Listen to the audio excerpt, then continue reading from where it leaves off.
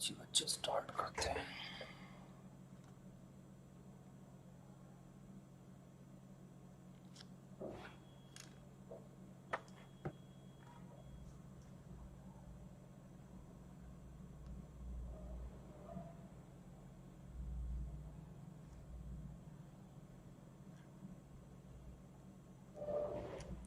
Hello दोस्तों, welcome back to Sanjay classes. तो प्यारे बच्चों, कैसे हो आप सभी? आई होप आप सभी बच्चे बहुत अच्छे होंगे, बहुत बढ़िया होंगे और सब अपनी पढ़ाई अच्छे से कर रहे होंगे। ठीक है बच्चों, तो आज बेसिकली मैं आप लोगों को जो न्यू एजुकेशन पॉलिसी में बीकॉम प्रोग्राम में जो सब्जेक्ट आए हैं, मतलब जो अकाउंटेंसी के रिगार्डिंग मैं आप लोगों को बेसिकली बताऊंगा।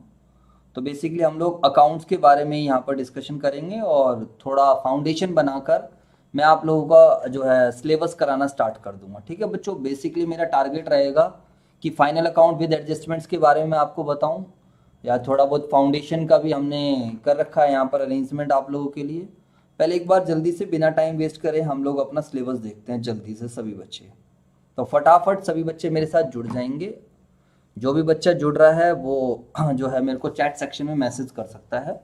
तो सबसे पहली बात है, न्यू एजुकेशन पॉलिसी के तहत अगर हम बात करते हैं तो सर हमारे पास सीधा फाइनेंशियल अकाउंटिंग पे चलते हैं।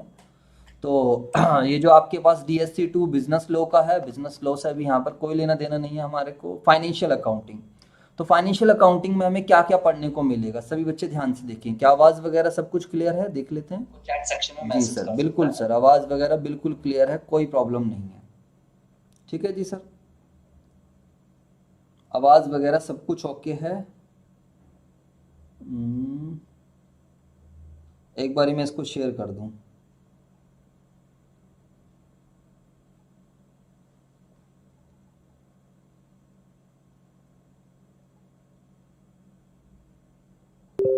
ये जो वीडियो है CA फाउंडेशन वाले बच्चों के लिए भी रेलिवेंट है और बाकी बीकॉम फर्स्ट ईयर स्टूडेंट्स के लिए रेलिवेंट है। उसके अलावा और कोई स्टूडेंट भी देखना चाहे जिसको फाइनल अकाउंट के बारे में सीखना है, उन सब के लिए रेलिवेंट है।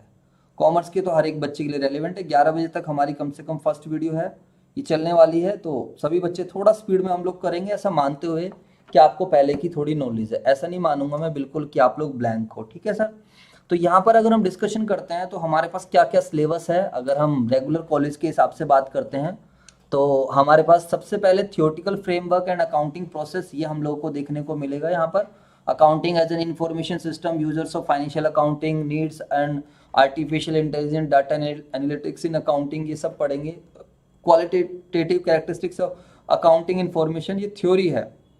आप लोगों ने 11th क्लास में भी ये सब कुछ पढ़ा है। Function, advantage, limitations of accounting, branches of accounting, basis of accounting, cash basis and accrual basis, capital and revenue, expenditure, receipts, events occurring after the balance sheet date.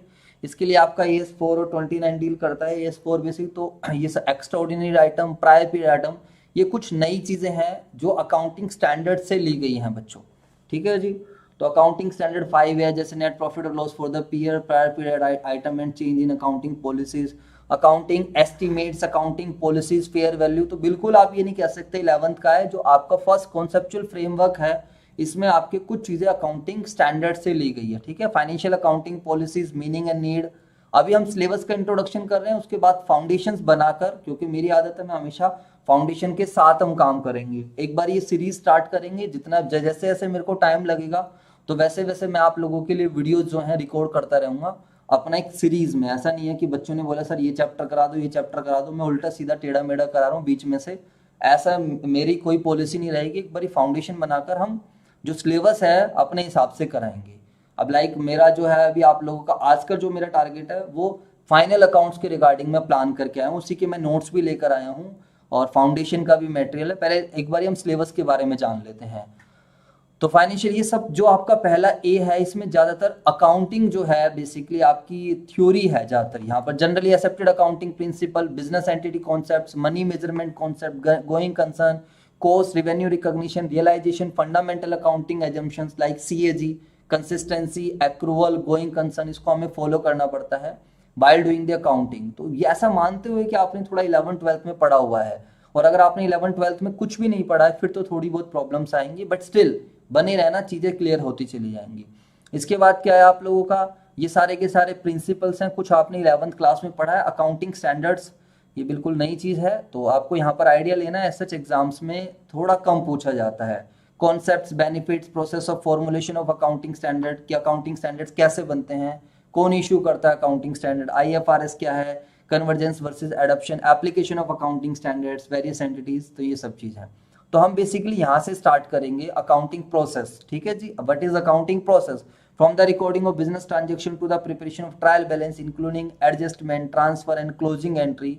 तो यही चीज़ हम लोग देखेंगे कि ट्रायल बैलेंस कैसे बनता है, जर्नल एंट्रीज क्या है, वाउचर्स क्या है, या फिर जर्नल से लेजर कैसे बनते हैं, लेजर से ट्रायल बैलेंस कैसे बनता है, ट्रायल बैलेंस से फाइनल अकाउंटिंग कैसे होती है, application of generally accepted accounting principles in recording financial transaction and preparing financial statement and accounting treatment of GST। लो जी, तो GST का अकाउंटिंग ट्रीटमेंट जो आप क्लास 11th में पढ़कर आए हो वो आपको यहाँ पर देखने को मिल जाएगा। इस पे यहाँ पर इनको बोला गया कि भाई 6 आवर्स आपको theoretical framework and accounting process पर डिवोट करने हैं। तो ये हम लोग यूनिट 1 में आप कह सकते हो, यूनिट 1 का एक कॉन्सेप्चुअल फ्रेमवर्क में हम ये सिलेबस पढ़ेंगे। सबसे पहले जब कभी भी आप सिलेबस पढ़ते हो तो आपको हमेशा, कोई भी सब्जेक्ट आप पढ़ने जा रहे हो तो आपको अपने सिलेबस के बारे में पता होना चाहिए। तो आज बेसिकली हम अकाउंटिंग प्रोसेस को ही डिस्कस करेंगे, साथ में हम अकाउंटिंग भी स्टार्ट कर लेंगे। बिजनेस इनकम यूनिट 2 आ जाती है, business income, accounting for property plant and equipment, इसके लिए अकाउंटिंग स्टैंडर्ड 16 रहने वाला है। Valuation of inventories accounting standard 2 रहता है। इन सब के बारे में थोड़ा सा आपको देखने को मिलेगा, ठीक है। बिजनेस इनकम की रिवेन्यू, बिजनेस इनकम कैसे निकलती है, रिवेन्यू रिकॉग्निशन AS 9 है। अकाउंटिंग फॉर प्रॉपर्टी जैसे मैंने बताया, plant with refers to AS 10 तो नहीं रहा है वैसे, है ना, हाँ AS 10 जो है property plant and equipment, impact of depreciation, ये सब चीज़ें आ जाएंगी। AS 10 की बात है, 16 मैंने गलती से बोल दिया, 16 बोरिंग कॉस्ट का होता है। Valuation of inventory with reference to AS 2, ठीक है जी। यहाँ पर इम्पैक्ट ऑफ फीफो मेथड क्या है, लीफो मेथड का, ये सब पढ़ेंगे। तो बेसिकली आज मैं यूनिट 3 आपके स्टार्ट कराऊंगा, अकाउंटिंग प्रोसेस बेस बनाकर मैं यहाँ पर आपको ले जाऊंगा। एक क्वेश्चन आपको यूनिट 3 से देखने को मिलेगा जिसका क्या नाम है, financial statement of sole proprietorship and NPO। जितने बच्चों को NPO अगर अभी हाल फिलहाल में करना है, NPO काफी लेंदी टॉपिक है, काफी मतलब इस तरीके का टॉपिक है कि काफी टाइम लगता है उसमें। तो NPO के आई थिंक मेरे 15 से 20 लेक्चर्स यूट्यूब पर अवेलेबल होंगे, आप वहां से देख सकते हो, वरना मैं एक प्लेलिस्ट बना दूंगा, आप वहां से देखकर कॉन्सेप्ट से वहां से बना लेना। कॉन्सेप्ट्स बनाने के बाद फिर आप अपनी बुक से क्वेश्चंस ट्राई कर सकते हो, ठीक है। तो 3 यूनिट्स में पहली 2 यूनिट्स मोस्टली थ्योरी है। जब हम 3rd यूनिट की बात करते हैं तो 3rd यूनिट्स में हमारा न्यूमेरिकल स्टार्ट हो जाता है। जो भी बच्चे हमारे साथ जुड़ रहे हैं वो प्लीज़ जो है चैट सेक्शन में रिप्लाई करें और थोड़ा सा बताते रहें कि सर कुछ मेरे को भी थोड़ा लगेगा कि हाँ बच्चे जुड़े हुए हैं। जी सर, बिल्कुल क्लियर है बातें। इसके बाद जो हमारे पास inland branches, department and leases, तो ये आपके पास जो है यूनिट 4 में हम पढ़ेंगे। जो ब्रांच का डिपेंडेंट ब्रांचेस बेसिकली आपके सिलेबस में रहता है। Branch accounting as per debtor system, stock and debtor system, ये भी आसान चैप्टर। डिपार्टमेंट अच्छा चैप्टर है, department CA, IPCC, CA inter में भी आपको पढ़ने को मिलता है। इवन ब्रांच भी आप लोगों को CA इंटर में भी पढ़ने को मिलेगा, ठीक है जी। इसके अलावा हम बात करते हैं अकाउंटिंग फॉर लीज AS 9 के, और फिर ये कंप्यूटराइज अकाउंटिंग। तो देखा जाए तो सिलेबस तो यार ऐसा कुछ है नहीं आप लोगों का। सिलेबस तो काफ़ी हद तक मतलब प्रैक्टिकली एस्पेक्ट से मैं अगर बात करता हूँ तो सिलेबस काफ़ी हद तक आप लोगों का कम कर दिया गया है। सिलेबस में कुछ थियोरटिकल 2 हैं और ये भी थ्योरी मान लीजिए, ठीक है। AS 10 में थोड़ा बहुत मिल जाएगा, फीफो लीफो। चलो चैप्टर की अगर बात करता हूँ, इन्वेंट्री का एक चैप्टर मिल गया है, ब्रांच का एक चैप्टर मिल गया है, और डिपार्टमेंट का एक चैप्टर मिल गया है, फाइनल अकाउंट और NPO। कुछ ही चैप्टर्स हैं जो आप लोगों के थोड़े न्यूमेरिकल टाइप चैप्टर हैं, बाकी ज़्यादातर चीज़ें थ्योरी हैं। कंप्यूटराइज अकाउंटिंग सिस्टम, वही टैली वगैरह के बारे में सीखेंगे आप। Accounting ledgers, group creating, stock, vouchers, entry including GST, generating reports, cash book, ledger, trial balance, P&L, balance sheet, ये सब ये तो आप क्लास में अपने स्कूल अपने कॉलेज में भी सीख लोगे, ठीक है जी। प्रैक्टिकल एक्सरसाइज यहाँ पर 30 और 70 मार्क्स पेपर जो है आप लोगों का। प्रैक्टिकल एक्सरसाइज में क्या दे रखा है इन्होंने, ये आप देख लेना। Download framework for preparation and presentation of financial statement from the website of ICI, analyse the qualitative characteristics framework and कैसे फाइनेंशियल स्टेटमेंट बनती है, क्वालिटेटिव कैरेक्टरिस्टिक्स क्या है। Collect and examine the balance sheet of business organisation, business organisation की balance sheet को collect कीजिए, study कीजिए।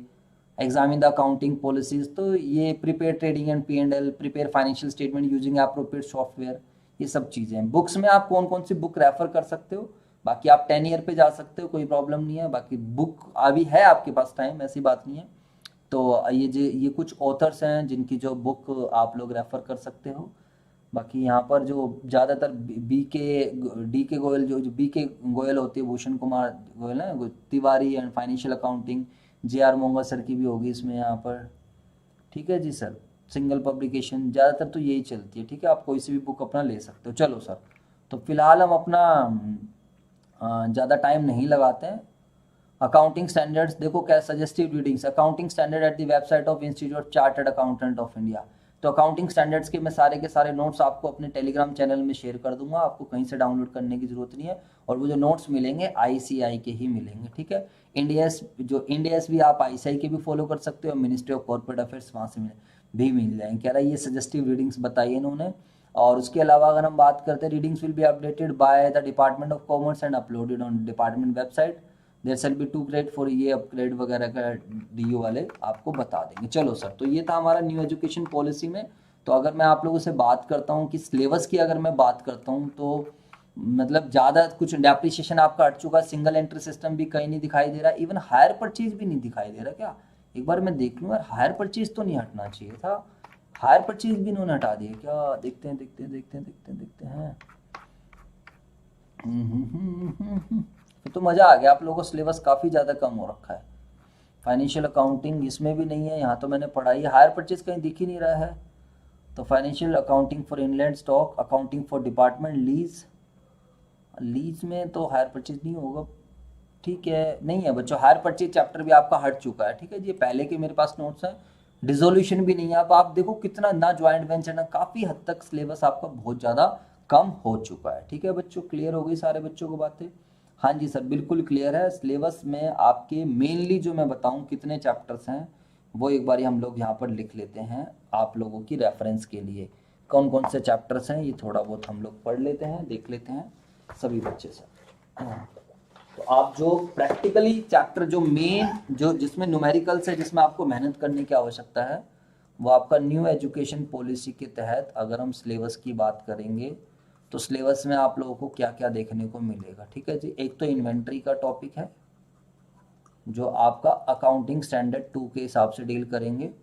उसके अलावा आपको फाइनल अकाउंट का एक टॉपिक मिलेगा, जो न्यूमेरिकल चैप्टर से मैं उनकी बात करता हूँ।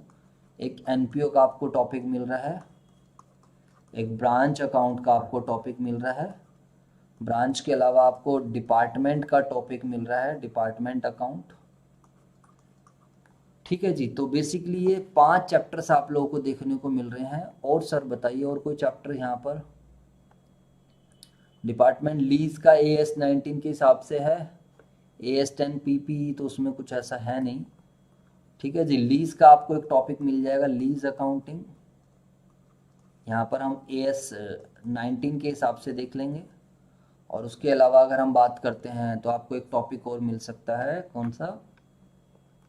ठीक है, एक AS 10 मिल जाएगा, प्रॉपर्टी प्लांट एंड इक्विपमेंट। ये कुछ क्वेश्चंस आपको देखने को प्रैक्टिकली जो चैप्टर्स है वो देखने को मिल जाएगा। ठीक है सर, चलो अभी हम थोड़ा डिस्कशन करते हैं। सबसे पहले जब कभी भी आप अकाउंटिंग करोगे तो आप ये कह सकते हो मेरी क्लास यहाँ से स्टार्ट हो रही है। तो बीइंग एन अकाउंटेंट आप सभी बच्चों को एक चीज़ पर ध्यान रखना है, और वो चीज़ क्या है सभी बच्चे ध्यान से समझेंगे। बीइंग एन अकाउंटेंट, अगर आप अकाउंटेंट के पॉइंट ऑफ व्यू से सोचोगे तो सबसे पहली बात एक कॉन्सेप्ट है बच्चों, यहीं पर थ्योरी न्यूमेरिकल सब कुछ चलता रहेगा, तो प्लीज़ कंसंट्रेट करते रहना। मैं ऐसा मानते हुए कि आपको काफ़ी हद तक नॉलेज है, उसी लेवल पे पढ़ाऊंगा। तो सबसे पहली बात तो होती है आपको हमेशा बिजनेस के पॉइंट ऑफ व्यू से सोचना। यू आर अ बिजनेस, जब कभी भी आप अकाउंटिंग करोगे तो you have to think from the business point of view, not from the owner point of view. ये बात आपको कौन सा कॉन्सेप्ट समझाता है? Business entity concept. As per business entity concept, business and owner are two separate person. All transactions are recorded from the business point of view and not from the owner's point of view. इस बात को आप सभी बच्चे ध्यान रखेंगे। तो मैं आपको बोल लूँगा जब कभी भी आप आगे जाकर अकाउंटिंग करोगे, ट्रांजेक्शंस रिकॉर्ड करोगे, क्लासीफाई करोगे, समराइज कुछ भी करोगे आप, तो you have to think from the business point of view. और ये बात आपको किसने समझाई है? As per business entity concept. ठीक है, तो एक कॉन्सेप्ट हमारा खत्म हो जाता है। बिजनेस एंटिटी कॉन्सेप्ट कहता है कि जो amount invested bye the owner है, ओनर इज उसको हम कैपिटल बोलेंगे और कैपिटल लायबिलिटी की तरह ट्रीट करी जाएगी। क्योंकि ओनर को हम एक आउटसाइडर पर्सन मानकर चलेंगे। Owner is just like a creditor, ये बात हमें किसने समझाई है? बिजनेस एंटिटी कॉन्सेप्ट ने। ठीक है सर, अकाउंटिंग प्रोसेस क्या रहता है? सबसे पहले अगर हम अकाउंटिंग प्रोसेस की बात करते हैं तो अकाउंटेंट सबसे पहले क्या काम करता है? अगर मैं अकाउंटिंग की डेफिनेशन पे जाऊं, वो क्लास 11th में आप लोगों ने पढ़ी है। Accounting is an art of recording, classifying and summarising in a significant manner and in terms of money, transactions and events which are in part at least of a financial character and interpreting the results thereof। ये सब आप लोगों ने कहाँ पर पढ़ा है बच्चों बताओ? क्लास 11th में। तो मैं डेफिनेशन पर नहीं जा रहा हूँ, अब यहाँ थोड़ा प्रैक्टिकली समझते हैं कि अकाउंटेंट को सबसे पहले क्या काम करना होता है। अकाउंटेंट सबसे पहले आइडेंटिफिकेशन करता है फाइनेंशियल ट्रांजेक्शन्स की या इवेंट्स की। अकाउंटेंट देखता है कि ट्रांजेक्शन फाइनेंशियल कैरेक्टर की है या फिर नहीं है। तो सबसे पहला काम रहता है identification of financial transactions and events. ठीक है, कई बार उसको मेजरमेंट करना होता है। जैसे कि फॉर एग्जांपल अगर हम किसी दूसरी कंट्री से सामान खरीद रहे हैं, अगर हमारा जो बिल है वो फॉरेन करेंसी में आ रहा है, तो हमें उसको इंडियन करेंसी के हिसाब से कन्वर्ट करना पड़ेगा। तो we have to measure it, we have to measure the transactions in terms of Indian currency. जैसे कि मान लीजिए हमें सैलरी पे करनी है और सैलरी किसी एम्प्लॉय की 50,000 सैलरी है, बट उस एम्प्लॉय ने 20 दिन छुट्टी करी है, then we will calculate the salary for 10 days. तो यहाँ पर we have to measure the salary. समझ आई या नहीं आई?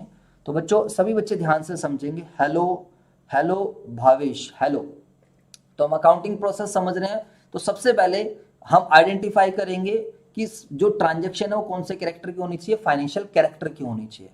उसके बाद हम ट्रांजेक्शन को रिकॉर्ड करेंगे। सभी बच्चे ध्यान से समझेंगे। What is recording? रिकॉर्डिंग का क्या मतलब होता है? रिकॉर्डिंग का मतलब होता है the process of entering business transaction in the books of accountant. Financial transaction हो गए, ट्रांजेक्शंस आइडेंटिफाइड होंगी on the basis of voucher, on the basis of bill, on the basis of evidence. अब आप कल को किसी कंपनी में accounting करने जाते हो, किसी पार्टनरशिप फर्म, प्रोप्राइटरशिप फर्म में अकाउंटिंग करने जाते हो, आपको बोला जाता है अकाउंटिंग कर दो। तो आप अकाउंटिंग करने से पहले आप क्या करोगे? आप बोलोगे सर मेरे को बिल दे दीजिए, वाउचर दे दीजिए, ट्रांजेक्शन बता दीजिए। तो ट्रांजेक्शन, इसके बाद जो सभी बच्चे ध्यान रखेंगे, जो सेकंड स्टेप होने वाला है आप लोगों का एज एन अकाउंटेंट, आप क्या करोगे? रिकॉर्डिंग करोगे। आप क्या करोगे? रिकॉर्डिंग। और रिकॉर्डिंग जिस बुक में करते हैं उस वाली बुक को हम क्या बोलते हैं? जर्नल। What is recording? कोई आपसे पूछता है व्हाट इज द रिकॉर्डिंग, तो आप बताओगे द प्रोसेस ऑफ रिकॉर्डिंग। का क्या मतलब होता है? The process of entering business transaction, business transactions को एंटर करना in books of account. The process of entering business transaction in books of account. और बेसिकली यहाँ पर हम कौन सी बुक में रिकॉर्ड करते हैं? जर्नल। तो कोई आपसे पूछता है व्हाट इज जर्नल, तो journal is a book in which transactions are recorded date wise. और अगर आपको याद हो तो जर्नल कितने तरीके की होती थी बताइए मेरे को आप चैट सेक्शन में बताओगे या फिर कमेंट सेक्शन में बताओगे। जर्नल 8 तरीके की होती है। जर्नल कितने तरीके की होती है? 8 टाइप्स की। इसको हम 11th क्लास में पढ़ते थे, like cash book, purchase book, sales book, purchase return book, sales return book, और बीपी बुक या बीआर बुक। और कौन सी बुक है? बीपी बुक है। और कौन सी बुक है बताओ? Journal proper. और कौन सी बुक है? Journal proper. तो सबसे पहले अकाउंटेंट ट्रांजेक्शन को आइडेंटिफाई करेगा, इनमें से किसी बुक में रिकॉर्ड करेगा। अगर ट्रांजेक्शन कैश या बैंक से रिलेटेड है तो कैश बुक में रिकॉर्ड कर देगा। अगर transaction credit purchase of goods से रिलेटेड है तो परचेज बुक में रिकॉर्ड कर देगा। अगर transaction credit sale of goods से रिलेटेड है तो सेल्स बुक में रिकॉर्ड करेगा। अगर ट्रांजेक्शंस वो है जो हमने सामान खरीदा था, जब when we purchase the goods on credit and now we are returning the goods back, जब हमने सामान उधार खरीदा था और अब हम उधार खरीदा हुआ माल क्या कर रहे हैं? वापस कर रहे हैं। तो हम कौन सी बुक में रिकॉर्ड करेंगे? परचेज रिटर्न बुक में। सेल्स रिटर्न बुक में क्या है? मैंने सामान उधार बेचा और उधार बिका हुआ माल मेरा क्या आ गया? वापिस आ गया। तो हम कौन सी बुक में चढ़ाएंगे? सेल्स रिटर्न बुक में। What is BR book? Bills receivable book.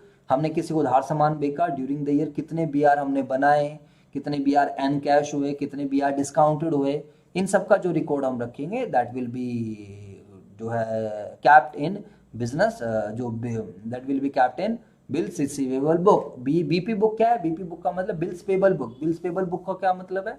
During the year हमने हाउ मेनी बीपी जो है एक्सेप्ट करे हैं, कितना सामान हमने उधार खरीदा है, कितने बीपी की एक्सेप्टेंस दी है। What is journal proper? Journal proper का मतलब वो बुक जिसमें मतलब वो किताब जिसमें हमने वो सारी ट्रांजेक्शन्स रिकॉर्ड करी हैं जो अदर 7 बुक्स में रिकॉर्ड नहीं हो पाई। जैसे कि अगर हम बात करते हैं डेप्रिसिएशन की बात करते हैं, उसके अलावा अगर हम बात करते हैं कोई प्रोविजन बनाने की एंट्री है, कोई एडजस्टमेंट एंट्री है, कोई क्लोजिंग एंट्रीज है, इन सब का रिकॉर्ड हमने मेंटेन करा। तो जैसे कि मैंने आपको पहले बताया, मैं यहाँ बिल्कुल भी आपको नहीं मानकर चल रहा हूँ कि आप लोग बिल्कुल जो है जीरो हो, ऐसा बिल्कुल भी नहीं माना है। वैसे तो वरना बहुत टाइम लग जाएगा।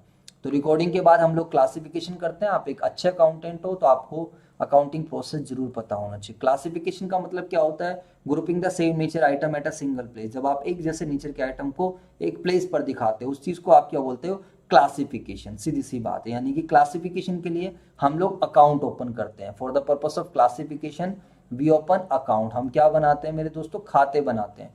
जैसे कि आपने देखा होगा कैश अकाउंट। कैश अकाउंट में सारी कौन सी ट्रांजेक्शन मिलेगी? कैश वाली। Machinery account. मशीनरी अकाउंट में कौन सी ट्रांजेक्शन मिलेगी? मशीनरी। Furniture account. तो फर्नीचर अकाउंट में कौन सी ट्रांजेक्शन मिलेगी? Furniture. Cash, machinery, building, furniture, ये सब यहाँ पर मिलता है। ठीक है जी। तो इसको जिस बुक में हम वेरियस अकाउंट्स बनाते हैं for the purpose of classification, that book is known as ledger. उस वाले बुक को हम क्या बोलते हैं? लेजर। ठीक है। After preparation of ledger, next step is to summarise. Next step क्या होता है? समरी शीट्स बनाना, समरी रिपोर्ट्स बनाना। Now we are going to summarise. अब हम लोग समरी शीट बनाएंगे, समराइजेशन करेंगे, क्योंकि जो ओनर्स रहते हैं, जो बिजनेस के डायरेक्टर्स वगैरह हैं, मान लीजिए आप कंपनी में डायरेक्टर्स रहते हैं, पार्टनर्स, उनके पास इतना टाइम नहीं रहता कि वो जर्नल देखे, लेजर देखे, ट्रायल बैलेंस देखे।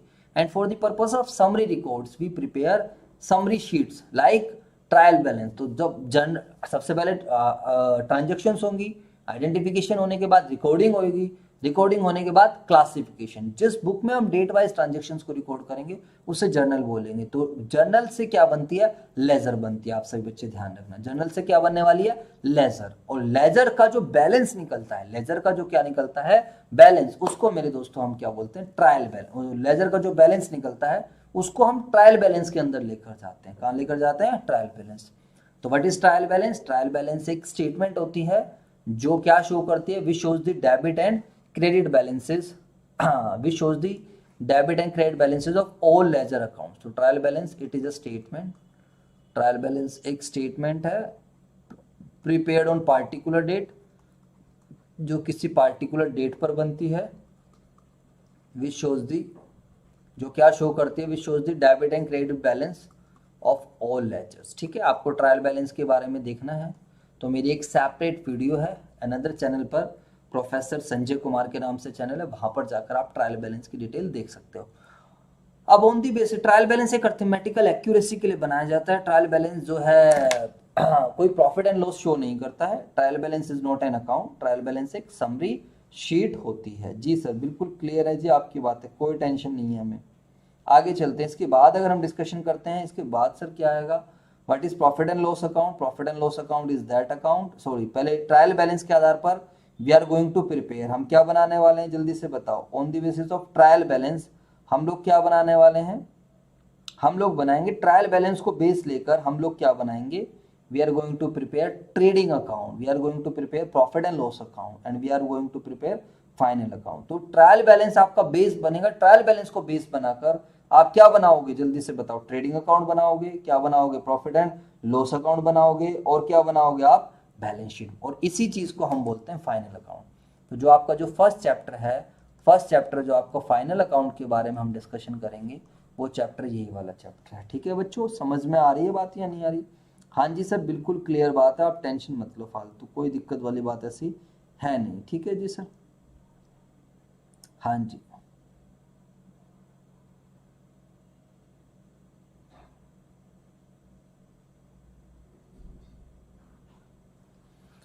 इसके बाद अगर हम डिस्कशन करते हैं एनालिसिस एंड इंटरप्रिटेशन। अच्छा सर, ट्रायल बैलेंस हो गया। What is trading account? Which shows the gross profit and gross loss. What is P&L account? Which shows the net profit and net loss. What is balance sheet? Balance sheet is a statement of assets, capital and liabilities which is prepared on a particular date and which shows the financial position of a business। अब sir ये कैसे बनती है? ये हमारा chapter आ ही रहा है final account का, उसके लिए आपको थोड़ा सा वेट करना पड़ेगा। जी सर, बिल्कुल क्लियर बात है। अब आगे की बात बताइए। इसके बाद हम एनालिसिस करते हैं। एनालिसिस का मतलब लाइक रेशियोज निकालते हैं, डीपली स्टडीज करते हैं, रिलेशनशिप एस्टेब्लिश करते हैं, सो दैट हम अपने एक साल के रिजल्ट को दूसरे साल के रिजल्ट के साथ क्या कर सकें? कंपेयर कर सकें। समझ में आई या नहीं है? बिल्कुल बच्चों। हेलो अक्षांश, हेलो अक्षांश भाई। सो दैट कि हम एक साल के रिजल्ट के साथ हम एक साल के रिजल्ट को दूसरे साल के रिजल्ट के साथ क्या कर सके? कंपेयर कर सके। समझ में आई बात या नहीं है बच्चों? एनालिसिस इंटरप्रिटेशन में भी हम क्या करते हैं? रिलेशनशिप एस्टेब्लिश करते हैं। वही एनालिसिस एंड इंटरप्रिटेशन बात एक ही होगी। समझना, रीड करना, accounting is a language of business. इस चीज को आप पढ़ोगे, जब आप अकाउंटिंग करोगे तो यू विल फाइंड दैट कि यार अकाउंटिंग ना बस खाली ट्रांजेक्शन नहीं है, बस कि खाली रिकॉर्ड कर दो, नहीं। आप लोग देखोगे कि अकाउंटिंग में क्या है, एनालिसिस होता है, रीड किया जाता है। समझ आई या नहीं आई? तो इंटरप्रिटेशन करना और लोगों को समझ में आए चीजें, और लास्ट में हम लोग अपने रिजल्ट्स को क्या करते हैं, कम्युनिकेट करते हैं। किसको कम्युनिकेट करते हैं? Interested parties. और इंटरेस्टेड पार्टीज इंटरनल भी हो सकती हैं और एक्सटर्नल भी हो सकती हैं। अब आप ये मुझे कमेंट सेक्शन में बताओगे इंटरनल पार्टीज कौन कौन है और एक्सटर्नल पार्टीज कौन कौन है। ठीक है बच्चों, तो यहाँ पर मेरा अकाउंटिंग प्रोसेस खत्म हो जाता है। तो प्लीज़ सभी बच्चे, मैं ऐसा मानते हुए कि आप लोगों को थोड़ी बेसिक नॉलेज है, 11th-12th में आपके पास कॉमर्स थी, अगर आप लोगों को, थैंक यू अक्षांश जुड़े रहने के लिए, बहुत ही बढ़िया, जुड़े रहो, आपकी फाउंडेशंस अच्छी हो जाएगी, प्रॉब्लम नहीं आएगी। तो जब कभी भी आप अकाउंटिंग करने जाओ, सबसे पहले हमेशा ध्यान रखना, एज एन अकाउंटेंट आपको क्या सोचना है, सबसे पहले आपको क्या करना है, आइडेंटिफिकेशन करनी है फाइनेंशियल ट्रांजेक्शन्स एंड इवेंट्स की, और ये आइडेंटिफाई करोगे on the basis of voucher, bills, और उसके बाद आप क्या करोगे, रिकॉर्डिंग करोगे। और रिकॉर्डिंग जिस बुक में आप करोगे उस वाली बुक को हम क्या बोलेंगे, जर्नल। तो जर्नल में हमेशा ध्यान रखना, we record the transaction date wise. What is journal? Journal is a book in which transactions are recorded date wise. Journal कितने तरीके की होती है? 8 तरीके की होती है। ये अभी आपके मतलब डिटेल में नहीं जा सकते हैं, वो 11th क्लास की बात है। आफ्टर प्रिपरेशन ऑफ जर्नल बनाने के बाद हम लोग क्या बनाएंगे, हम लोग बनाएंगे ledger. Ledger is a book in which classification is done. What is classification? जहां पर हम बात करते हैं कि सर एक जैसे नीचे की ट्रांजेक्शन्स को एक जगह पर लेकर जाना।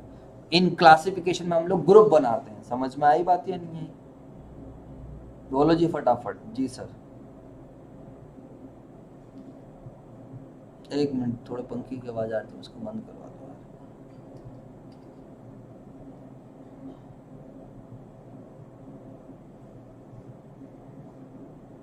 चलो जी सर, यहाँ तक समझ में आई। और क्लासिफिकेशन के बाद हम समराइजिंग करेंगे, और जो आज का जो हम टॉपिक स्टार्ट करेंगे वो समराइजिंग से स्टार्ट करेंगे। यानी कि ट्रायल बैलेंस बनाएंगे, ट्रेडिंग अकाउंट बनाएंगे, P&L बनाएंगे, बैलेंस शीट बनाएंगे। समझ आई या नहीं? और ये आपको एक क्वेश्चन एग्जाम में मिलेगा ही मिलेगा, एक क्वेश्चन फाइनल अकाउंट का आपको एक क्वेश्चन एग्जाम में मिलना है। आप इस बात का ध्यान रखना।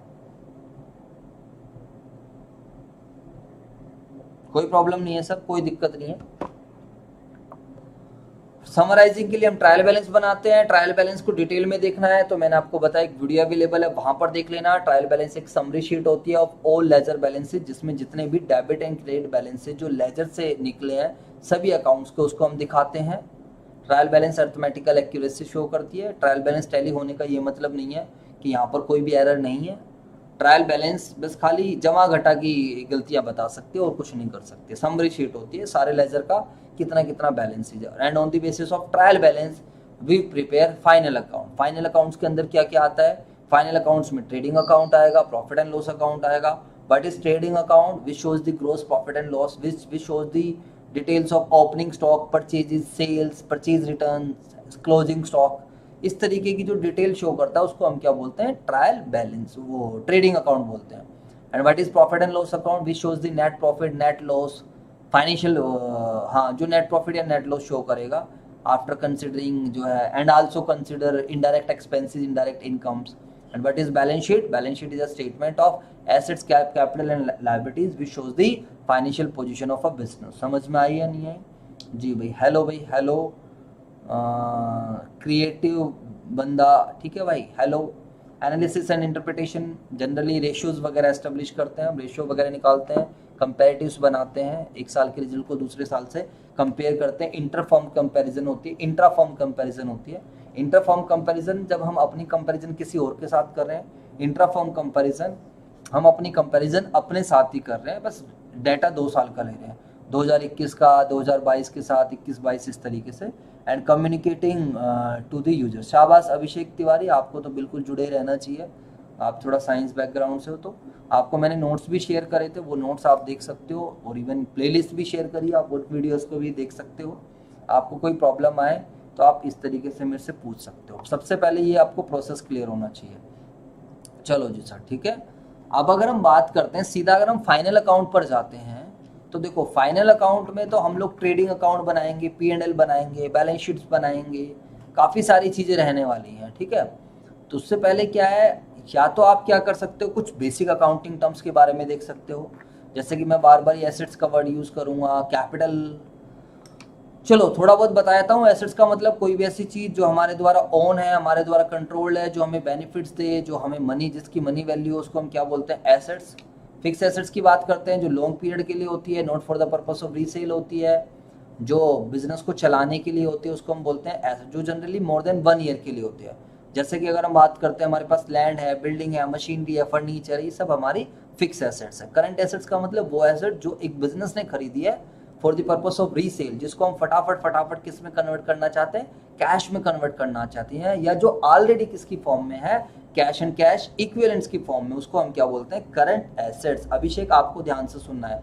करंट एसेट्स का मतलब कोई भी ऐसी चीज जिसपे हमारा अधिकार है, जैसे हम कहते हैं मोबाइल मेरा है, मोटरसाइकिल मेरी है। अब आप बिजनेस के पॉइंट ऑफ व्यू से सोचो, जैसे बिजनेस का अपना प्रोजेक्ट, जैसे हमारी संजय क्लासेस की अगर हम बात करते हैं तो हमारा अपना प्रोजेक्टर है, हमारा कंप्यूटर है, मोबाइल है, लैपटॉप है, लैंड है, बिल्डिंग है, मशीनरी है, फर्नीचर है, ये सब हमारी एसेट्स हैं। और करंट एसेट्स जैसे कि आपके बैंक में पैसे पड़े, cash in hand, cash at bank, stock है, डेटर्स हैं। डेटर्स क्या होते हैं, जिन्हें एक बिजनेस क्या करता है, उधार सामान देता है या सर्विसेज देता है। सबसे पहली बात है, आपको हमेशा बिजनेस के पॉइंट ऑफ व्यू से सोचना है। You have to think from the business point of view due to business entity concept, ठीक है बच्चों। ऐसा मानते हुए कि कुछ कुछ आपको पता है, बिल्कुल ही नहीं मानूंगा तो बहुत ज्यादा डीप में चले जाएंगे हम। Tangible assets, what is tangible, which can be touched, which can be seen, which have a physical existence। ये आपके आने वाले हर चैप्टर में इसकी जरूरत पड़ने वाली है। What is tangible, which can be touched, which can be seen, which have a physical existence। जैसे land, building, machinery, furniture, cash, ये सब टेंजिबल एसेट्स होती हैं।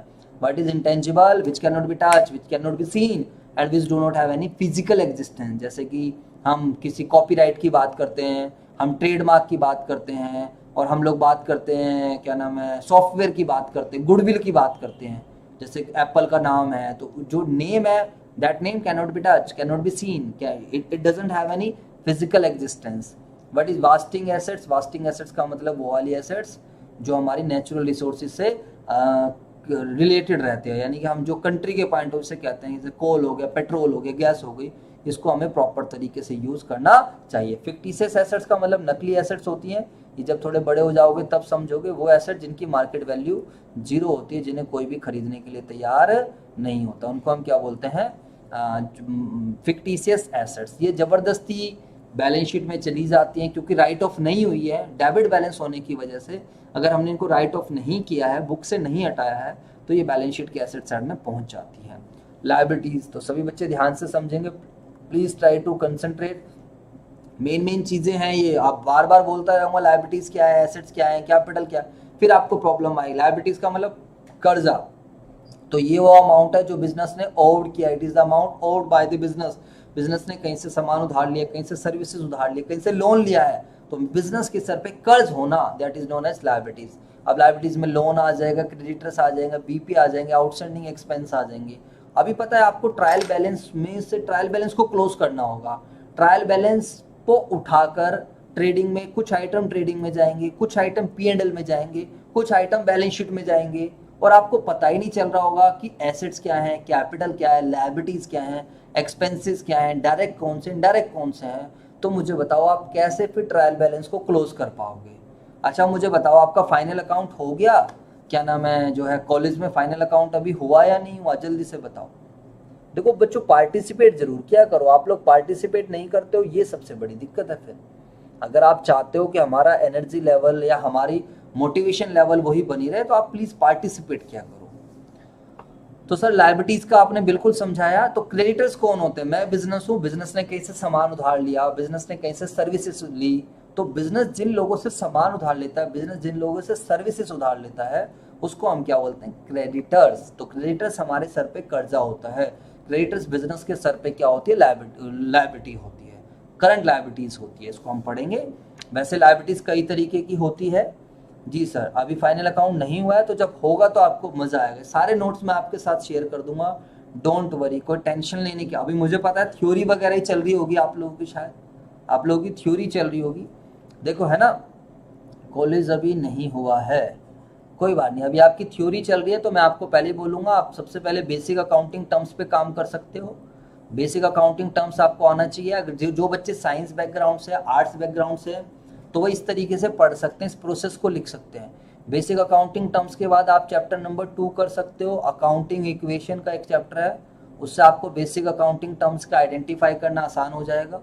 उसके अलावा एक चैप्टर नंबर 3 है, तो उसमें आपका एक अकाउंटिंग प्रिंसिपल्स वगैरह आ जाते हैं।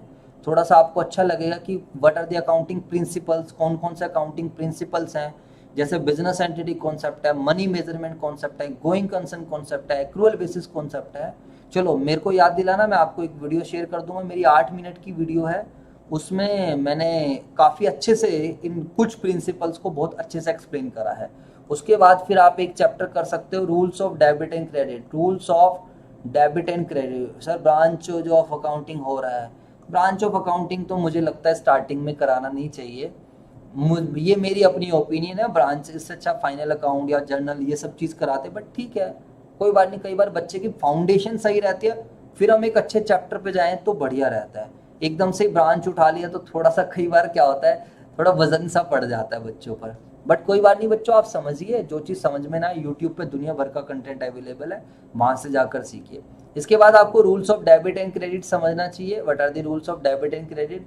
फिर आपका एक चैप्टर होता है जर्नल, आप जर्नल के बारे में समझ सकते हो। जो बच्चे आर्ट्स वगैरह से आए हैं, जिनका बेसिक्स नहीं है, जर्नल, लेजर, लेजर की आपको आनी चाहिए। अब देखो ब्रांच अकाउंट में आप अकाउंट पे अकाउंट बना रहे हो, लेकिन आपको लेजर नहीं पता है, तो आप कैसे अकाउंट बनाओगे? तो जो हम how we prepare the accounts, that is to be learn in ledger. Ledger के बाद फिर आपका ट्रायल बैलेंस। ट्रायल बैलेंस बच्चों वाली चीज़ है, अगर मैं आपको पढ़ा रहा होता तो मैं इस तरीके से कराता सारा प्रोसेस। मैं इसको 4 से 5 क्लासेस में इन सारी चीज़ों को ख़त्म करा देता, 4 से 5 क्लासेस में, और फिर मैं आप लोगों का यहाँ पर लेकर आता। बट थोड़ा टाइमिंग का ध्यान रखते हुए हमें का। अब इसके बाद फिर आपको कौन सा चैप्टर स्टार्ट करना चाहिए?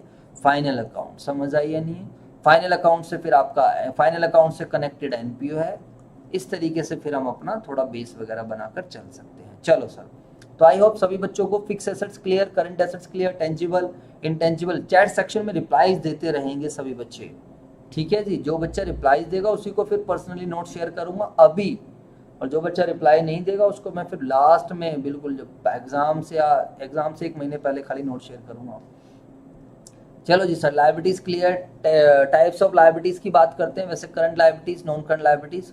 करंट लायबिलिटीज का मतलब छोटा कर्जा, that liabilities which we have to paid back within a year. वो कर्जा जिसको हमें 1 साल के अंदर अंदर वापस करना होता है, उसको हम क्या बोलते हैं? Current liabilities. Non current liabilities क्या है? वो liabilities which we have to paid back, वो लायबिलिटीज जिसको हम कब पे करते हैं? After 1 year. सर समझ में आई या नहीं? देखो अगर आपको बिल्कुल डिटेल में, तो ये मैंने इतने बढ़िया नोट्स बना रखे हैं, ये बेसिक अकाउंटिंग टर्म्स के नोट्स हैं यहाँ पर, वो फिर कुछ ज़्यादा ही हो जाएगा एक तरीके से। देखो गुड्स क्या है सब समझा रखा है, सर्विसेज क्या है, बिल्कुल एक फ्लो में, बिजनेस क्या होता है यहाँ पर, तो फिर भी बीकॉम के हिसाब से मेन चीज़ें बता रखी है। बिजनेस एक प्लेटफॉर्म है जहाँ पर सामान बेचा जाता है, सर्विसेज दी जाती है रेगुलर बेसिस पर for the purpose of earning profit, उसको हम क्या बोलते हैं? बिजनेस। बिजनेस 3 तरीके का है, मैन्युफैक्चरिंग, ट्रेडिंग। हम रॉ मटेरियल लेकर आए, रॉ मटेरियल की प्रोसेसिंग करी, और प्रोसेसिंग करके हमने आगे सामान बेचा, बनाया तो वो मैन्युफैक्चरिंग बिजनेस। ट्रेडिंग बिजनेस, हमने सामान खरीदा ऐसा कैसा ही बेच दिया। सर्विस बिजनेस, जहाँ पर कोई सामान ही नहीं बेचा जाता है। गुड्स क्या होता है? गुड्स टेंजिबल आइटम्स होते हैं, which can be touch, which can be seen, which have a physical existence, which are purchase either to make finish product और for the purpose of resale. हर एक बिजनेस में आपको, ज़्यादातर बिजनेस में आपको गुड्स देखने को मिलेंगे। जब आप जब कभी बाहर रोड पे निकलो तो देखना बिजनेस में गुड्स मिलेंगे। विशाल मेगा मार्ट पे जाओ, परचून की दुकान पे जाओ, तो उस दुकान में वो जो सारा सामान भरा हुआ है, that is known as goods. तो गुड्स बच्चों आपके अकाउंट्स में बहुत ज़्यादा यूज होएगा। जब कभी भी आप गुड्स को परचेज करोगे, ध्यान रखना सभी बच्चे, whenever you are going to purchase the goods, you are going to prepare, you are going to open purchase account. जब कभी भी आप गुड्स खरीदोगे तो आप कौन सा अकाउंट बनाओगे? परचेज। और जब कभी भी गुड्स को आप क्या करोगे? सेल करोगे। जब कभी भी आप क्या करोगे? गुड्स को सेल करोगे, तो we will open sales account. तो आपको ट्रायल बैलेंस में परचेजेज अकाउंट दिखेगा, ट्रायल बैलेंस में सेल्स अकाउंट दिखेगा। इसका क्या मतलब है? इसका मतलब है हमने गुड्स इतने के खरीदे और इतने के बेचे हैं। एंड सर्विसेज क्या होती है? इंटेंजिबल आइटम होती है। देखो बेस पे काम कर लोगे तो दिक्कत नहीं आएगी, बेस मजबूत नहीं करोगे फिर दिक्कत ही दिक्कत चलती रहेगी। Services do not have any physical, मैं आपको पढ़ा रहा हूँ, it can not be touch, it can not be seen, it do not have any physical existence, it can not be separated from the service provider. क्या आप मेरे से इसको अलग कर सकते हो? नेवर। मैं आज से नहीं पढ़ा रहा हूँ, पिछले 15 सालों से पढ़ा रहा हूँ, तो किसी ने कोई मेरे से सर्विसेज अलग नहीं करी है। इवन अब तो मुझे अच्छा हो गया, मुझे डिजिटल एम्पावरमेंट भी मिल गया, बिजनेस लॉ भी मिल गई, मार्केटिंग भी मिल गई, तो मुझे और चीज़ों की नॉलेज हो गई। तो services can never be separated. एक लॉयर, डॉक्टर, चार्टर्ड अकाउंटेंट्स, ये सब क्या कर रहे हैं? अपनी सर्विसेज दे रहे हैं, कैन नॉट बी सेपरेटेड। तो चलो सर, तो बिजनेस हमेशा ध्यान रखना, या तो गुड्स का होगा या फिर सर्विसेज का। सर मजे आ गए। What is business?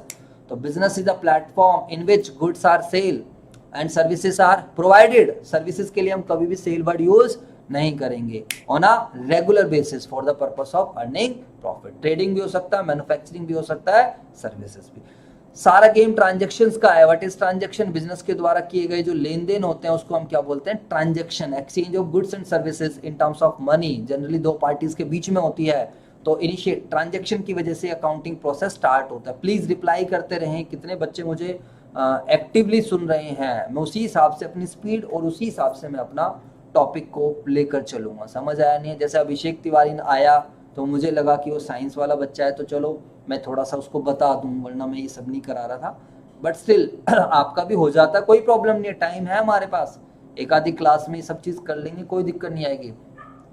हर एक ट्रांजेक्शन के दो इफेक्ट आएंगे। अब आप आगे जाकर पढ़ना, आपको मिलेगा अकाउंटिंग प्रिंसिपल में ड्यूअल एस्पेक्ट कॉन्सेप्ट, ड्यूअलिटी भी बोलते हैं। तो मेरे दोस्तों, ड्यूअल एस्पेक्ट कॉन्सेप्ट कहता है every transaction will have at least 2 effect. हर एक ट्रांजेक्शन के कम से कम कितने इफेक्ट होंगे? 2 इफेक्ट।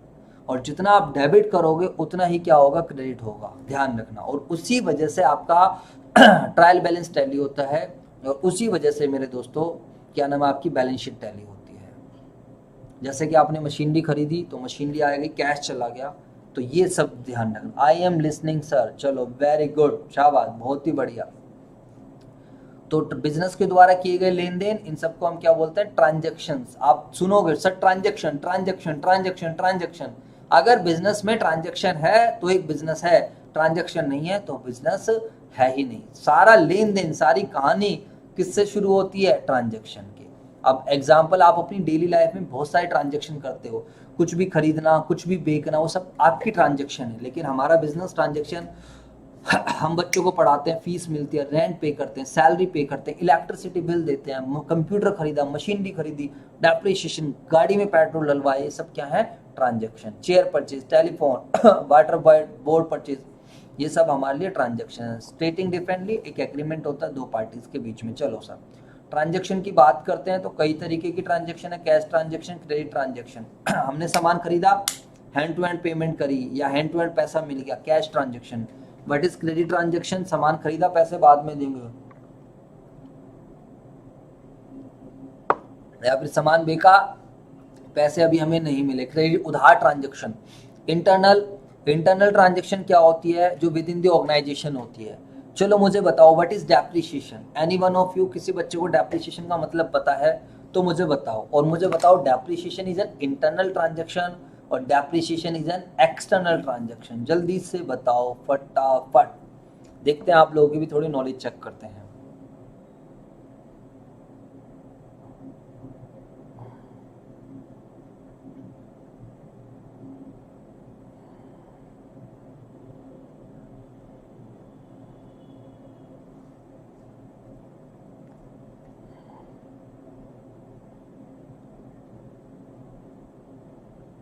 बताओ, जल्दी से बताओ। Depreciation is an internal transaction और depreciation is an external transaction. जल्दी से मुझे बताओ फटाफट सभी बच्चे, डेप्रिसिएशन का मतलब क्या होता है और डेप्रिसिएशन ट्रांजेक्शन कौन सी है?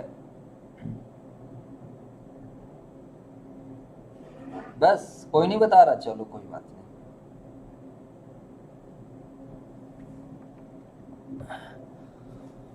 तो डेप्रिसिएशन का मतलब होता है जब हम किसी एसेट को यूज करते हैं तो एसेट को यूज करने की वजह से उसकी वैल्यू में जो गिरावट आती है, that is known as depreciation. समझ आई बात या नहीं आई? जैसे कंप्यूटर यूज हो रहा है, मोबाइल यूज हो रहा है, तो डेप्रिसिएशन है, इंटरनल ट्रांजेक्शन है, ठीक है। यहाँ पर कैश की जगह एक्सटर्नल ट्रांजेक्शन आएगा, गलत लिखा हुआ है। एक्सटर्नल ट्रांजेक्शन का मतलब क्या है? मैंने आप लोगों को बाहर वाली पार्टी के साथ हम ट्रांजेक्शन्स कर रहे हैं। तो ये सब कुछ इसके अंदर लिखा हुआ है, आप प्लीज इसको पढ़ लेना।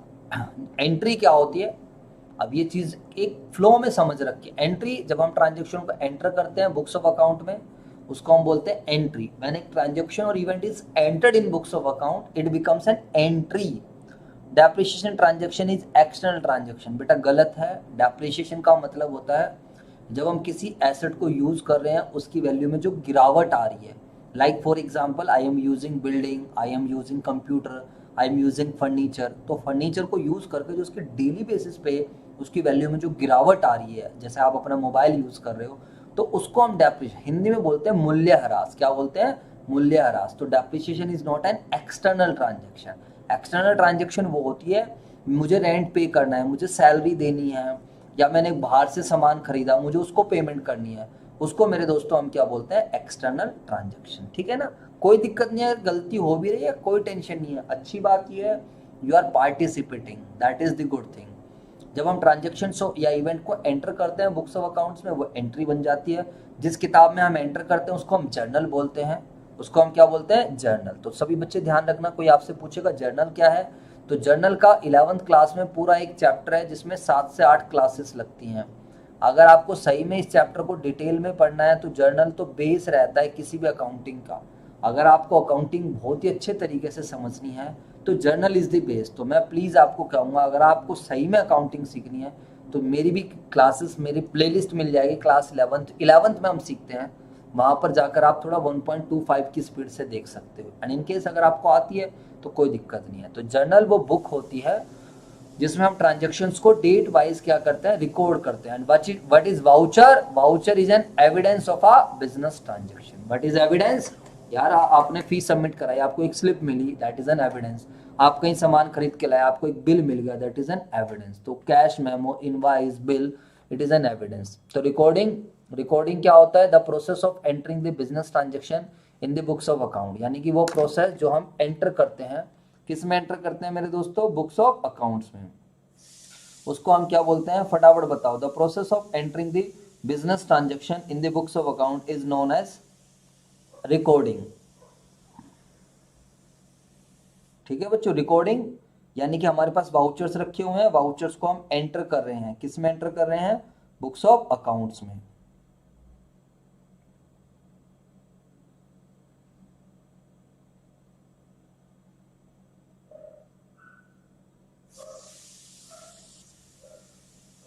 जी सर, बिल्कुल क्लियर हो जाती है बात है ये। इसके बाद हम चलते हैं, तो रिकॉर्डिंग वो वाली रिकॉर्डिंग नहीं, वीडियो रिकॉर्डिंग या कॉल रिकॉर्डिंग, वो नहीं। रिकॉर्डिंग का मतलब है हमारे पास वाउचर्स रखे हैं, उसको एंटर कर रहे हैं बुक्स ऑफ अकाउंट में। परचेज और purchase return already explain. Purchase एक अकाउंटिंग टर्म है जो हम यूज करेंगे अकाउंट्स में to purchase the goods. whenever we are going to purchase the goods we will always open purchases account. what is purchase return? जब हमने सामान खरीदा एंड उधार, जो भी हमने सामान खरीदा था, खरीदा हुआ माल हम लोगों ने वापस कर दिया, उसको हम बोलते हैं purchase return. Purchase return is also known as, purchase return को हम किस नाम से भी जानते हैं? परचेज रिटर्न को हम रिटर्न आउटवर्ड के नाम से भी जानते हैं। ठीक है मेरे दोस्तों। अच्छा, परचेज दो तरीके की है, cash purchase and credit purchase. What is cash purchase? हमने सामान खरीदा और हैंड टू हैंड पेमेंट मार दी, हैंड टू हैंड पेमेंट कर दी, उसको हम कैश परचेज बोलेंगे। What is credit purchase? हमने सामान खरीदा और पेमेंट हम लेटर डेट पर कर रहे हैं। ठीक है। सेल्स क्या होता है? अभी मैंने समझाया। सेल्स एक अकाउंटिंग टर्म है जो हम अकाउंट्स में यूज करते हैं for sale of goods. Whenever we sale the goods we always open sales account. What is sales return? जब हमने सामान बेचा और कस्टमर ने हमारा सामान वापस कर दिया, इसको हम क्या बोलेंगे? Sales return. सेल्स रिटर्न का दूसरा नाम भी होता है, sales return is also known as return inward. Sales return को हम किस नाम से भी जानते हैं? Return inward. ठीक है। जितने भी बच्चों के पास साइंस थी, जितने बच्चे आर्ट्स वाले अगर वो कॉमर्स में आए हैं, या जितने बच्चों की पहले अकाउंटेंसी सही नहीं थी, मैं आपको बोलूंगा मेरे साथ जुड़े रहना, मेरे को बोलते रहना सर वीडियो दो। आपको अपना काम निकालना है, आपको अपना मतलब जो है अपनी एजुकेशन को स्ट्रॉन्ग बनाना है। तो जरूरी नहीं आप खाली मेरी वीडियो, आप कहीं से भी सीखो, बट अगर आप हमें बोलते रहोगे डेफिनेटली हमें, हमारे पास एक ये रहेगा कि हमें इन बच्चों के लिए करना है। जब मैं कॉलेज में आऊँ, मेरे से डाउट्स पूछना आप लोग, तो मैं आप लोगों को टाइम एक्स्ट्रा दे दिया करूंगा, ऐसी कोई बात नहीं है, बट थोड़ा खुद से भी पढ़ना पड़ेगा बच्चों। ठीक है, वरना तो फिर बार बार सफर करते रहोगे इस सब्जेक्ट के साथ। खास तौर से cash cell, credit sale. What is cash cell? सामान बेचा, हैंड टू हैंड पैसे मिल गए, उसको हम बोलते हैं कैश सेल। क्रेडिट सेल, हमने सामान बेचा और पैसे हमें लेटर डेट पर मिलेंगे, उसको बोलेंगे हम क्रेडिट सेल। सेल्स रिटर्न, बिका हुआ माल वापिस आ गया। डेटर्स कौन होते हैं? जिन्हें हम उधार सामान बेचते हैं, उन लोगों को हम क्या कहते हैं? डेटर। डेटर वो लोग हैं to whom a business sell goods या फिर प्रोवाइड सर्विसेज ऑन क्रेडिट। ठीक है, डेटर्स को हम बुक डेट्स के नाम से भी जानते हैं, और डेटर्स हमारे लिए करंट एसेट्स होते हैं। डेटर हमारे लिए क्या होती हैं? Current assets. सारी बातें मैंने नोट्स में लिखी हुई हैं बहुत ही अच्छे तरीके से। क्रेडिटर्स की बात करते हैं तो अभी मैंने समझाया, क्रेडिटर्स वो होंगे जो बिजनेस जिन लोगों से उधार सामान खरीदता है। देखो, अकाउंटिंग एक लैंग्वेज है, जब तक हम बेसिक अकाउंटिंग टर्म्स नहीं समझेंगे, how can we understand the language. Like Hindi सीखने के लिए हमने बचपन में ए आ का खा गा सीखा, मैथ सीखने के लिए 1 2 3 सीखा, इंग्लिश के लिए ABCD सीखा। तो अकाउंट्स के हर एक चैप्टर में यूज होगा debtor, creditor, solvent, insolvent, bad debts, assets, capital, liabilities, expense. जब तक ये सब पता ही नहीं होगा तो आपको आपके साथ प्रॉब्लम रहेगी। पहले मैं मान रहा था कि बच्चों को आता है तो मैंने छोड़ दिया था, मैंने सीधा चैप्टर स्टार्ट करते हैं, बट फिर थोड़ा करना पड़ा। चलो जी सर, इसके बाद अगर हम बात करते हैं, क्रेडिटर्स हो गया जी सर। क्रेडिटर्स हमारे लिए लायबिलिटीज होती है, करंट लायबिलिटी। सोलवेंट, अच्छे लोग। सोलवेंट का मतलब अच्छे लोग, वो लोग जो हमारा पैसा टाइम से वापस कर देते हैं। दोज पर्सन्स वो are in a position to clear debt. मैंने किसी को उधार सामान बेचा, मैं उससे पैसे लेने गया, उस व्यक्ति ने पैसा मुझे टाइम से दे दिया, उसको हम बोलेंगे सोलवेंट। What is insolvent? बुरे लोग, वो लोग जो हमें पैसा हमारा टाइम से वापस नहीं करते हैं। समझ में आई बात या नहीं आई? यानी कि जब पैसा लेने जाओ जो रोना धोना शुरू कर देते हैं, जी मेरा काम धंधा नहीं चल रहा, मेरा बिजनेस नहीं चल रहा, मेरा ये नहीं चल रहा, मेरा वो नहीं चल रहा। चलो जी sir, insolvent. What is bad debts? Bad debts का मतलब जो पैसा डूब गया, जो पैसा हमारा डूब जाता है, उसको हम क्या बोलते हैं? Bad debt. The amount irrecoverable from the debtor, जो हमारे डेटर से पैसा रिकवर नहीं हो पाया, उसको हम बोलते हैं बैड डेट्स। और बैड डेट्स मेरी ऑर्गेनाइजेशन के लिए क्या रहता है? लॉस रहता है। और जब हमारा डूबा हुआ पैसा रिकवर हो जाता है, उसको हम क्या बोलते हैं? Bad debts recover. ठीक है बच्चों, अब जैसे कि मान लीजिए 2022 में मेरे 10,000 रुपये डूब गए, मैंने उधार सामान बेचा था, उसने पैसे नहीं दिए, लेकिन 2023 में यही व्यक्ति आया, इसका काम धंधा अच्छा चल गया, अमर नाम है इसका। अमर से मेरे को पैसे नहीं मिल पाए, लेकिन अमर ने 2022 में मेरे 10,000 रुपये डुबा लिए, लेकिन 2023 में अमर मेरे पास आया, कह रहा सर सॉरी, मैं आपको पहले का पैसा नहीं दे पाया था और मेरा थोड़ा काम धंधा नहीं चल रहा था, आप ये पैसे ले लीजिए। तो 2010 में मुझे रिकवरी हो गई। तो जब डूबा हुआ पैसा मेरा रिकवर हो जाता है, उसको हम बोलते हैं बैड डेट्स रिकवर्ड। तो बैड डेट्स रिकवर्ड इनकम बन जाती है बिजनेस के लिए, बैड डेट्स लॉस था। तो चलो अब हम ट्रांजैक्शन को समझते हैं। Capital nature transaction, revenue nature transaction, ये आपके सिलेबस चल रहा है, ध्यान रखना। स्टार्टिंग की यूनिट्स में देखोगे ये सब है आपके सिलेबस में। बट इस कैपिटल नेचर ट्रांजैक्शन, वो ट्रांजैक्शन जो साल में बार बार रिपीट नहीं होती, उसको हम बोलते हैं capital nature transaction. Non recurring nature की ट्रांजैक्शन होती हैं, जैसे कि मशीनरी खरीदना, बिल्डिंग खरीदना, कैपिटल की इन्वेस्टमेंट करना। एंड रिवेन्यू नेचर ट्रांजैक्शन, वो ट्रांजैक्शन जो साल में बार बार रिपीट होते हैं। जैसे आप लोगों ने अपना एक फोल्डिंग खरीदा तो वो कैपिटल नेचर ट्रांजैक्शन हो गया। आपने मशीनरी खरीदी तो मोबाइल खरीदा, वो कैपिटल नेचर ट्रांजैक्शन। ज्यादातर कैपिटल नेचर ट्रांजैक्शन या तो एसेट साइड में जाएंगी या लायबिलिटी साइड में जाएंगी। बट रेवेन्यू नेचर ट्रांजैक्शन क्या होंगे? जो साल में बार बार रिपीट होते हैं। आप हर महीने रेंट पे करोगे, हर रोज खाने पीने का लेकर आओगे। वैसे बिजनेस के पॉइंट ऑफ व्यू सोचो, बैड डेट बैलेंस शीट में आता है P&L। बैड डेट्स बेटा P&L में जाएगा डेबिट साइड में। अगर ट्रायल बैलेंस में गिवन है तो वो P&L के डेबिट साइड में जाएगा। और अगर एडजस्टमेंट्स में गिवन है, अगर कहाँ पर गिवन है बेटा? एडजस्टमेंट्स में, तो वो मैं आपको फाइनल अकाउंट में समझाऊंगा। उसको डेटर में से माइनस करते हैं और साथ के साथ हम P&L के डेबिट साइड भी लेकर जाएंगे। ठीक है, रिवेन्यू नेचर ट्रांजैक्शन, वो ट्रांजैक्शन जो साल में बार बार रिपीट होती है, चाहे रेंट हो, चाहे सैलरी हो, चाहे इलेक्ट्रिसिटी बिल हो, सेल्स हो, परचेज हो, सब। ठीक है, अब हम बात करते हैं ओनर कौन होता है, प्रोप्राइटर कौन होता है, पार्टनर। ओनर वो व्यक्ति होता है जो बिजनेस में पैसा लगाता है, जो बिजनेस के रिस्क उठाता है और जिसे बिजनेस का क्या मिलना होता है? सारा प्रॉफिट और लॉस मिलना होता है। जो बिजनेस के प्रॉफिट और लॉस में भागीदार होता है उसी को हम क्या बोलते हैं? ओनर बोलते हैं। ठीक है, ओनर को पार्टनर के नाम से बोलेंगे। अगर पार्टनरशिप फर्म है तो पार्टनरशिप फर्म में ओनर को पार्टनर बोलेंगे। प्रोप्राइटरशिप फर्म है तो हम प्रोप्राइटर बोलेंगे। और अगर कंपनी है, अगर क्या है? कंपनी है, तो कंपनी में ओनर को क्या बोला जाएगा? Share holder. और कंपनी में ओनर को क्या बोला जाएगा? Share holder. तो शेयर होल्डर का मतलब जो कंपनी का मालिक होता है। What is business entity concept, ये मैंने अभी आपको थोड़ी देर पहले जब चैप्टर स्टार्ट करा था तभी समझाया था। Business and owner are two separate person. जितनी भी हम ट्रांजेक्शन्स रिकॉर्ड करेंगे, all transactions are recorded from the business point of view and not from the owner's point of view. बिल्कुल सर, क्लियर है बातें? आगे चलते रहिए, चलते रहिए, चलते रहिए। एक्सपेंसेस, बिजनेस को चलाने के लिए एक्सपेंसेस का मतलब होता है खर्चा। चलो सर, कैपिटल आ गई है। What is the meaning of capital? Capital को हम हिंदी में पूंजी बोलते हैं। इट इज द अमाउंट और assets invested bye owner into the business, उसको बोलते हैं हम कैपिटल, पूंजी। कैपिटल को दूसरे नाम से भी जाना जाता है नेटवर्थ या फिर ओनर्स इक्विटी। और कैपिटल बिजनेस के लिए लायबिलिटी मानी जाती है due to business entity concept. तो कल को मैं अगर आपसे पूछूं, आज बातों बातों पता कितना कुछ कर लिया आपने। बिजनेस एंटिटी कॉन्सेप्ट भी कर लिया, एक ड्यूअल एस्पेक्ट कॉन्सेप्ट भी कर लिया है, और इवन मैंने अकाउंटिंग प्रोसेस भी करा दिया है। पता है, ये मैं जब 11th में पढ़ाता हूँ तो कितना टाइम लगा के कराता हूँ, ये सारी चीज़ें बहुत टाइम लग जाता है। और इवन अभी आप लोगों का वो भी हो जाएगा, बेसिक अकाउंटिंग टर्म्स भी खत्म हो जाएगा। अभी ट्रायल बैलेंस के बारे में भी थोड़ा बता दूंगा। फाइनल अकाउंट का देखेंगे थोड़ा बहुत आइडिया। अगर आप लोगों ने सपोर्ट किया, आप लोग प्रॉपर कनेक्टेड रहे, प्रॉपर रिस्पॉन्स रहा, तो मैं डेली बेसिस पे 10 से 11 के बीच में, या 9:30 से 10:30, या 10 से 11 के बीच में आप लोगों का लाइव सेशंस ले लिया करूँगा। समझ आई या नहीं? उसमें लाइव सेशंस में मैं आप लोगों को पूरा रेगुलर बेसिस पे पढ़ा दिया करूँगा। आपका बीकॉम का जो अकाउंट्स है, ज़्यादा चैप्टर है नहीं, 4-5 चैप्टर्स करा दूंगा। इट इज द अमाउंट और एसेट्स इन्वेस्टेड। कैपिटल पूंजी, ओनर, ये ओनर है और ये बिजनेस है। ओनर ने बिजनेस के अंदर, ओनर ने बिजनेस में जो भी क्या करा बताओ मेरे दोस्त, ओनर ने बिजनेस में जो भी पैसा लगाया या ओनर ने बिजनेस में जो भी एसेट्स लगाई है, उसको मेरे दोस्तों हम क्या बोलते हैं? कैपिटल बोलते हैं। ठीक है, तो कैपिटल कहीं पर भी ट्रायल बैलेंस में दिखेगी तो उसको कैपिटल, यानी कि ओनर ने लगाया हुआ पैसा है। ठीक है, और बिजनेस इस पैसे को अपना नहीं मानकर चलता है, क्योंकि business and owner are two separate person. क्यों? क्योंकि बिजनेस एंटिटी कॉन्सेप्ट ने ये बात हमें समझाई है। कैपिटल को नेटवर्थ, ओनर्स इक्विटी भी बोलते हैं। ड्राइंग्स, ड्राइंग्स का मतलब होता है ओनर ने बिजनेस से अपने पर्सनल यूज या डोमेस्टिक यूज के लिए पैसा निकाला, उसको हम क्या बोलते हैं? ड्राइंग्स बोलते हैं। ठीक है जी, तो ड्राइंग्स कैपिटल को कम करती है।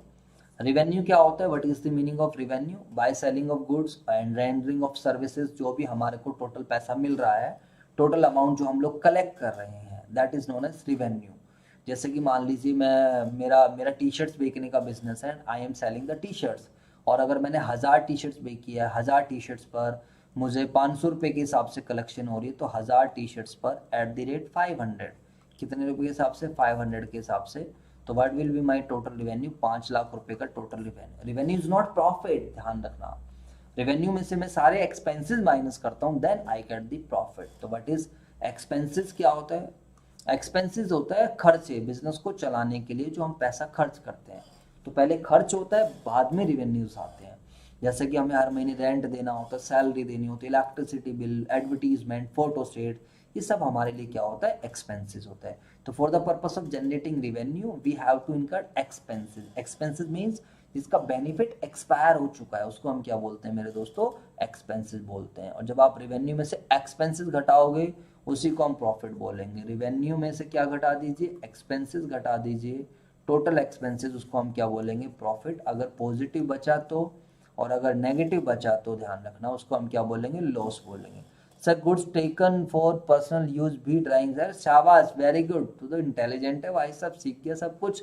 Yes, goods taken for personal use by the owner is known as drawings. Owner ने अपने बिजनेस से पर्सनल यूज के लिए कुछ भी निकाला, चाहे गुड्स निकाले, चाहे पैसे निकाले, चाहे एसेट्स निकाले, चाहे कुछ भी निकाला, उसको हम क्या बोलेंगे? ड्राइंग्स। लायबिलिटीज मैंने सब कुछ समझाया। कर्जा, बिजनेस ने जो भी लोन लिया है, बिजनेस के सर पे कर्जा है, सामान उधार लिया, सर्विसेज उधार ली, उसको हम क्या बोलते हैं? Liabilities. Long term liabilities, current liabilities. Long term liabilities वो liabilities which we have to paid back, जिसको हम लोग पे करेंगे आफ्टर 1 ईयर, इसको हम नॉन करंट लायबिलिटीज भी बोलते हैं, जो जनरली ऑपरेटिंग साइकिल या फिर 1 साल के बाद पे करते हैं बैलेंस शीट डेट से। और जो शॉर्ट टर्म लायबिलिटीज का मतलब वो liabilities which we have to paid within a year, जिसको हम 1 साल के अंदर, बैलेंस शीट डेट से 1 साल के अंदर या ऑपरेटिंग साइकिल में पे करते हैं, उसको हम क्या बोलते हैं? Short term liability.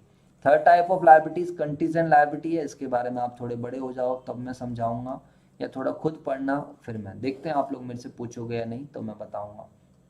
एसेट्स सब कुछ एक्सप्लेन कर दिया है, fix, current, tangible, fictitious, intangible, wasting. अब मैं इस पर टाइम नहीं लगाऊंगा, स्टार्टिंग में मैंने बता दिया था। तो मेरे दोस्तों ये सब कुछ मैंने आप लोगों के लिए एक्सप्लेन कर रखा है, लिख रखा है। बस वो वाला थोड़ा बच्चे के नोट्स थे, हैंडमेड्स नोट्स थे, ये एक थोड़ा कंप्यूटराइज नोट्स हैं।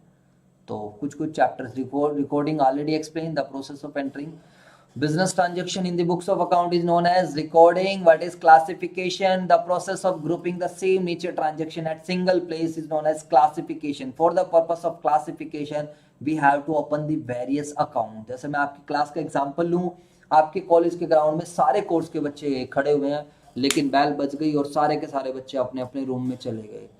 तो बीए प्रोग्राम वाला बच्चा बीए प्रोग्राम में पहुंच गया, बीकॉम ऑनर्स वाला बच्चा बीकॉम ऑनर्स में, बीकॉम वाला बच्चा बीकॉम में। तो जब एक जैसे नेचर की ट्रांजैक्शंस को हम एक प्लेस पर रखते हैं, that is known as classification, वर्गीकरण करना। और हम अकाउंट्स में तो क्लासिफिकेशन करते हैं, क्योंकि हम मशीनरी अकाउंट बनाते हैं, फर्नीचर अकाउंट बनाते हैं, बिल्डिंग अकाउंट बनाते हैं, सेल्स अकाउंट बनाते हैं, परचेज, जितनी भी हमारे ट्रांजेक्शन होते हैं, अगर वो सारे ट्रांजेक्शन अलग अलग हैं तो अलग अलग अकाउंट बनते हैं। जैसे आप सब बच्चों का रोल नंबर अलग रहता है, उसी तरीके से हमारे अकाउंट्स में क्लासिफिकेशन होती है। क्लासिफिकेशन एक एनालिटिकल बुक में होती है, लेजर में होती है। जर्नल बुक में, journal is not analytical book, journal book में बस खाली रफ रजिस्टर की तरह होता है। वो जर्नल बुक में हम क्या करते हैं, डेट वाइज ट्रांजेक्शन्स को रिकॉर्ड करते हैं। समझ आया बच्चों? तो what is ledger? Ledger is a book in which classification is done. जी सर, बिल्कुल क्लियर बात है। What is account? ये चीज आप लोग समझोगे। अकाउंट क्या होता है? अकाउंट का मतलब होता है खाता। अकाउंट का क्या मतलब होता है मेरे दोस्तों? खाता। तो खाते का क्या मतलब होता है सर? अब यहीं से आप समझ लो सारे बच्चे, अकाउंट आएगा तो डेबिट एंड क्रेडिट आएगा। तो account is a place where all similar nature transactions are grouped, या एक जगह पोस्ट कर दिया हमने। जैसे आप सेक्शन ए में गए तो आपको एक रूम मिला है, बीए प्रोग्राम के सारे बच्चे एक रूम में चले गए, तो दैट इज अकाउंट। तो अकाउंट एक वो जगह है जहां पर सारी एक जैसे नीचे की ट्रांजेक्शन का ग्रुप बनाया। तो जैसे कैश अकाउंट की बात करेंगे तो cash account is a place where all cash transactions are group. समझ आई बात या नहीं? अब जितने बच्चे डेबिट क्रेडिट से परेशान थे वो बच्चे अब डेबिट क्रेडिट का मतलब भी जानने के लिए तैयार हो जाएं और आज के बाद फिर आपको कभी डेबिट क्रेडिट से दिक्कत नहीं होनी चाहिए। What is the meaning of debit credit? Sir मैं सही बताऊं तो डेबिट क्रेडिट का वैसे कोई भी मतलब नहीं होता है। Debit is an left hand side of an account. एक अकाउंट की दो साइड होते हैं, एक लेफ्ट हैंड साइड होती है और एक राइट हैंड साइड। तो left hand side of an account is known as debit and right hand side of an account is known as credit. समझ आई बात है? इसका कुछ मतलब नहीं है, ये मत सोचना डेबिट का मतलब लेना, क्रेडिट का मतलब देना, ऐसा कुछ भी नहीं होता है प्लीज। तो अब बस आप एक चीज ध्यान रखना, डेबिट जब हम अकाउंटेंसी में, अकाउंटेंसी का जो डेबिट और क्रेडिट होता है वो क्या है, एक अकाउंट की जो लेफ्ट हैंड साइड पार्ट होती है, एक अकाउंट की जो लेफ्ट हैंड साइड पार्ट होती है उसको हम डेबिट बोलते हैं, और जो राइट हैंड साइड पार्ट होती है उसको हम क्रेडिट बोलते हैं। और पूरी अकाउंटिंग में यही सीखना होता है, कब डेबिट करेंगे कब क्रेडिट करेंगे। When an account is debited, when an account is credited. और ये चीज आप सीखते हो, एक चैप्टर है 11th क्लास में, rules of debit and credit. तो ये चैप्टर 6 के अंदर आप लोगों को सीखने को मिलता है। तो आपको पता चलेगा, जैसे आपने मल्टीप्लिकेशन नहीं सीखी, जमा नहीं सीखी, घटा नहीं सीखी, तो how can you learn board mass? Bracket open कहां से कर लोगे आप? तो बच्चों चीजें पता होनी चाहिए। तो आज के बाद कोई अगर आपसे पूछे व्हाट इज डेबिट, तो साफ साफ जवाब दे देना उसको कि left hand side part of an account is known as debit and right hand side part of an account is known as credit. Whenever an entry is posted to the debit side of an account, it is said that account is debited. यानी कि आपने किसी account के debit side में entry डाली है तो ये कहा जाएगा अकाउंट इज डेबिटेड, और अगर आपने किसी अकाउंट के क्रेडिट साइड में एंट्री डाली है तो ये कहा जाएगा अकाउंट इज क्रेडिटेड। समझ में आई बात या नहीं आई? जल्दी से मुझे ये बताओ, ठीक है? तो ये एक इटालियन वर्ड डेबिटो वहां से डिराइव हुआ है, और डेबिट को हम लोग अपने अकाउंट्स में डीआर से इंडिकेट करेंगे। किससे इंडिकेट करेंगे? डीआर। और क्रेडिट को हम किससे इंडिकेट करेंगे? सीआर। तो जितने भी आर्ट्स वाले बच्चे थे, जितने नॉन कॉमर्स बैकग्राउंड वाले बच्चे थे, इवन कॉमर्स वालों को भी नहीं पता रहता है डेबिट क्रेडिट का मतलब क्या है, बस वो चलते रहते हैं, बस चल रहा है जी गाड़ी। समझ आई? इंटरव्यू में कोई आपसे पूछ लेगा डेबिट अकाउंट क्या है, तो अकाउंट एक खाता है, account is a place where all similar nature transactions are grouped. Account दो हिस्सों में बटा है, डेबिट और क्रेडिट। समझ में आई बात। और अकाउंट्स में सारी गेम किस चीज की है मेरे दोस्तों, डेबिट और क्रेडिट की। आपको यही सीखना है कब कोई अकाउंट डेबिट होगा, कब कोई अकाउंट क्रेडिट होगा। जैसे आप लोगों का ब्रांच चल रहा है तो ब्रांच अकाउंट आप लोग बना रहे होगे, तो डिपेंडेंट ब्रांच में जब आप समझ रहे होगे तो इन the books of head office branch account बना रहे हैं, वो एक लेफ्ट में डेबिट लिखा क्रेडिट लिखा, अब पता ही नहीं चल रहा है व्हेन कब डेबिट होगा कब क्रेडिट होगा, दिक्कत हो जाएगी। समझ आई बात या नहीं। स्टॉक एंड डेटर में ब्रांच स्टॉक अकाउंट बना रहे हो आप, ब्रांच क्या बोलते हैं डेटर अकाउंट बना रहे हो, ब्रांच एडजस्टमेंट बना रहे हो, ब्रांच P&L बना रहे हो, तो सारा गेम डेबिट एंड क्रेडिट का रहेगा। फिर भी डोंट हेजिटेट विद मी, मेरे से हेजिटेट होने की कोई भी आवश्यकता नहीं है। कोई भी चीज़ समझ में ना आए मेरे से पूछ लेना, बट जितनी मेहनत मैं कर रहा हूँ उतनी मेहनत आप लोगों को भी करनी पड़ेगी। प्रॉफिट हमारे बिजनेस का टर्म्स होता है, जब हमारा रेवेन्यू हमारे एक्सपेंसेस से ज़्यादा होता है तो that is profit. Profit generally हमारी ऑपरेटिंग एक्टिविटीज़ से होता है, जनरली हमारी व्यापार से रिलेटेड एक्टिविटीज़ से होता है। ऑपरेटिंग एक्टिविटी जो बिजनेस को चलाने के लिए ज़रूरी होती है, जैसे कि मैं आपको पढ़ा रहा हूँ तो I am doing the operating activities. कोई अपना सामान बेच रहा है, कोई सर्विसेज दे रहा है, कोई परचून की दुकान पे कुछ कर रहा है, कोई फोटो स्टेट का काम कर रहा है, दैट इज ऑपरेटिंग एक्टिविटीज। ठीक है जी। तो जो हम बिजनेस से जो पैसा कमाते हैं, रेवेन्यू में से एक्सपेंसेस घटाते हैं, वो प्रॉफिट बन जाता है। गेन क्या होता है, गेन भी एक तरीके का प्रॉफिट है, बट ऐसा प्रॉफिट जो रेगुलर बेसिस पर नहीं होता। मैंने मशीनरी बेच के प्रॉफिट कमा लिया या मैंने शेयर फॉरफिट करके प्रॉफिट कमा लिया, ये हमारा गेन बन जाए। लॉस कौन चाहता है कि लॉस हो जाए, तो लॉस जनरली तब होता है जब हमारी एक्सपेंसेस किसी बिजनेस के ज्यादा हो जाते हैं। किससे ज्यादा हो जाते हैं बताओ फटाफट। When expenses of a business are more than, जब expenses of a business are more than revenue. समझ में आया नहीं बेटा। एक काम तो कर दो, अब इसके लिए भी आप लोगों को बोलना पड़ेगा क्या। मुझे लग रहा है आप लोगों ने वीडियो, ठीक है चलो लाइक तो कर रखी है, अच्छी बात है फिर तो। ठीक है मेरे दोस्तों, और जितने भी बच्चे नॉन कॉमर्स वाले उनके साथ जरूर शेयर करना, सो दैट कि बच्चों का कनेक्टिविटी बनी रहे। और आज कराया है, इसको पढ़ना, टाइम देना सभी बच्चे, कोशिश करेंगे, कोशिश जारी रहेगी कि आप लोगों का डेली बेसिस पे 1 घंटे की तो क्लास में कम से कम एक रूटीन बना दूं। जय हिंद भाई, जय हिंद। क्या हाल चाल है आर्मी शुभम, जय हिंद जय हिंद। तो कॉस्ट किसी आइटम को बनाने में जो टोटल पैसा खर्च हो रहा है, टोटल अमाउंट इनकर्ड हुआ है किसी पार्टिकुलर आइटम को बनाने में, उसको जो हमने एट्रीब्यूट कर दिया जाए, that is known as cost. Book value का मतलब होता है कोई आइटम आपकी बुक्स में किस वैल्यू पर अवेलेबल है, किस वैल्यू पर दिख रहा है आपकी बुक्स ऑफ अकाउंट्स में, फाइनेंशियल स्टेटमेंट्स में, उसको हम क्या बोलेंगे, बुक वैल्यू। चाहे ट्रायल बैलेंस में हो, चाहे वो बैलेंस शीट में हो, चाहे कहीं पर भी हो। बुक्स ऑफ अकाउंट्स में basically journal, ledger, cash book, ये सब आ जाती है। कॉस्ट ऑफ गुड सोल्ड, जो हमने सामान बेचा है उसकी क्या है कॉस्ट ऑफ गुड सोल्ड, जो हम निकालना सीखेंगे फाइनल अकाउंट में। फाइनल अकाउंट्स अभी हम लोग पढ़ेंगे, आज तो नहीं, देखेंगे कल की क्लास में जब भी आएगी अगली क्लास। तो फाइनल अकाउंट्स के अंदर एक ट्रेडिंग अकाउंट आएगा, एक P&L आएगा और एक balance sheet. What is trading account, which shows the gross profit और gross loss, which also shows the details of opening stock, purchases, purchase return, sales, direct expenses। Sir अब final account पढ़ाना नहीं, बिल्कुल बेटा final account trial balance के साथ base बनाऊंगा, questions लेकर आऊंगा, जर्नल, लेजर, ट्रायल बैलेंस। एक क्वेश्चन मैं इस तरीके से डिजाइन करूंगा कि आपको जर्नल का भी आइडिया लग जाए, transaction journal, ledger, trial balance इस तरीके से कराऊंगा कि आपको जो कुछ मैंने आज समझाया है वो आपके दिमाग में सेट हो जाए। बाकी थोड़ा सा टाइम आप भी लगाना। फाइनल अकाउंट तो मैं आप बहुत अच्छे से कराऊंगा, don't worry. What is profit and loss account, which shows the net profit and net loss. What is net profit, शुद्ध लाभ शुद्ध हानि, हाउ इट इज कैलकुलेटेड, वो हम जब P&L अकाउंट बनाएंगे तब समझेंगे। और बैलेंस शीट क्या होती है, एक statement of assets, capital, liabilities. Balance sheet is a statement of assets, capital, liabilities which shows the financial position of a business on a particular date. ठीक है। BR एक ऐसा बिल जिसके थ्रू हमें फ्यूचर में पैसे मिलेंगे। BR हमारे डेटर्स लोग एक्सेप्ट करते हैं। डेटर कौन होते हैं, जिन्हें हम उधार सामान बेचते हैं। तो मैंने जिनको उधार सामान बेचा, मैंने कहा भाई तू लिख के दे कि मुझे इतनी तारीख को पैसा देगा, तो मैंने उसको बोल दिया, मैंने उसके ऊपर बिल बनाया और उसने हमें एक्सेप्टेंस दे दी।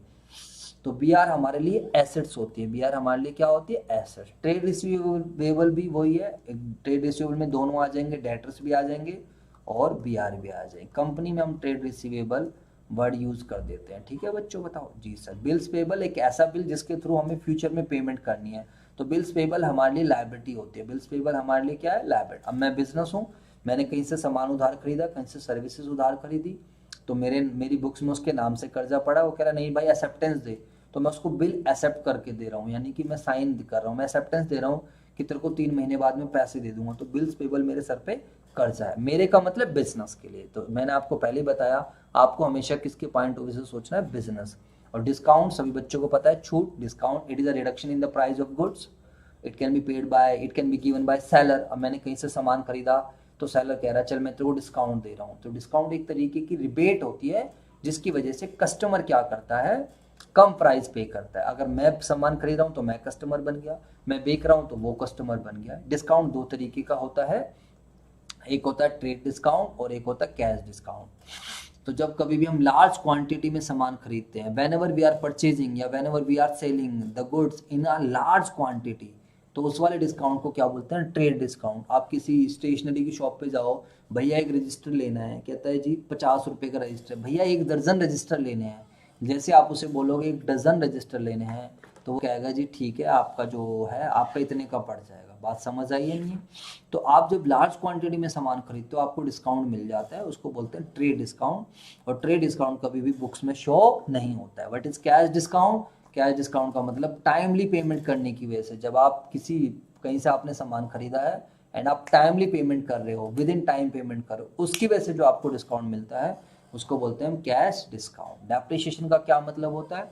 डेप्रिसिएशन का मतलब है बाय यूजिंग, क्या बोलते हैं उसको, क्या बोलते हैं, जब हम किसी एसेट को यूज़ करते हैं, किसी बेसिकली फिक्स एसेट्स को यूज़ करते हैं, तो उससे उसकी वैल्यू में जो गिरावट आती है उसको हम बोलते हैं डेप्रिसिएशन। मूल्यह्रास। डेप्रिसिएशन एक नॉन कैश एक्सपेंस होता है, इसकी हमें किसी को पेमेंट नहीं करनी पड़ती है। एंटिटी का क्या मतलब होता है? एंटिटी का मतलब बिजनेस। जैसे Sanjay classes is an entity, Reliance या फिर मारुति सुजुकी, ये सब क्या है? एंटिटी है। समझ में आई बात? ये नहीं आई? जी सर। रिबेट, रिबेट क्या होता है? मैंने किसी को सामान बेच दिया, बाद में पता चला वो सामान डिफेक्टिव है, अब कस्टमर सामान वापस करने आ रहा है, तो आपने उसको बोला अरे यार चल कोई बात नहीं यार, ठीक है थोड़ा डिफेक्टिव है, चल तू 100 रुपये कम दे दे। समझ आई नहीं?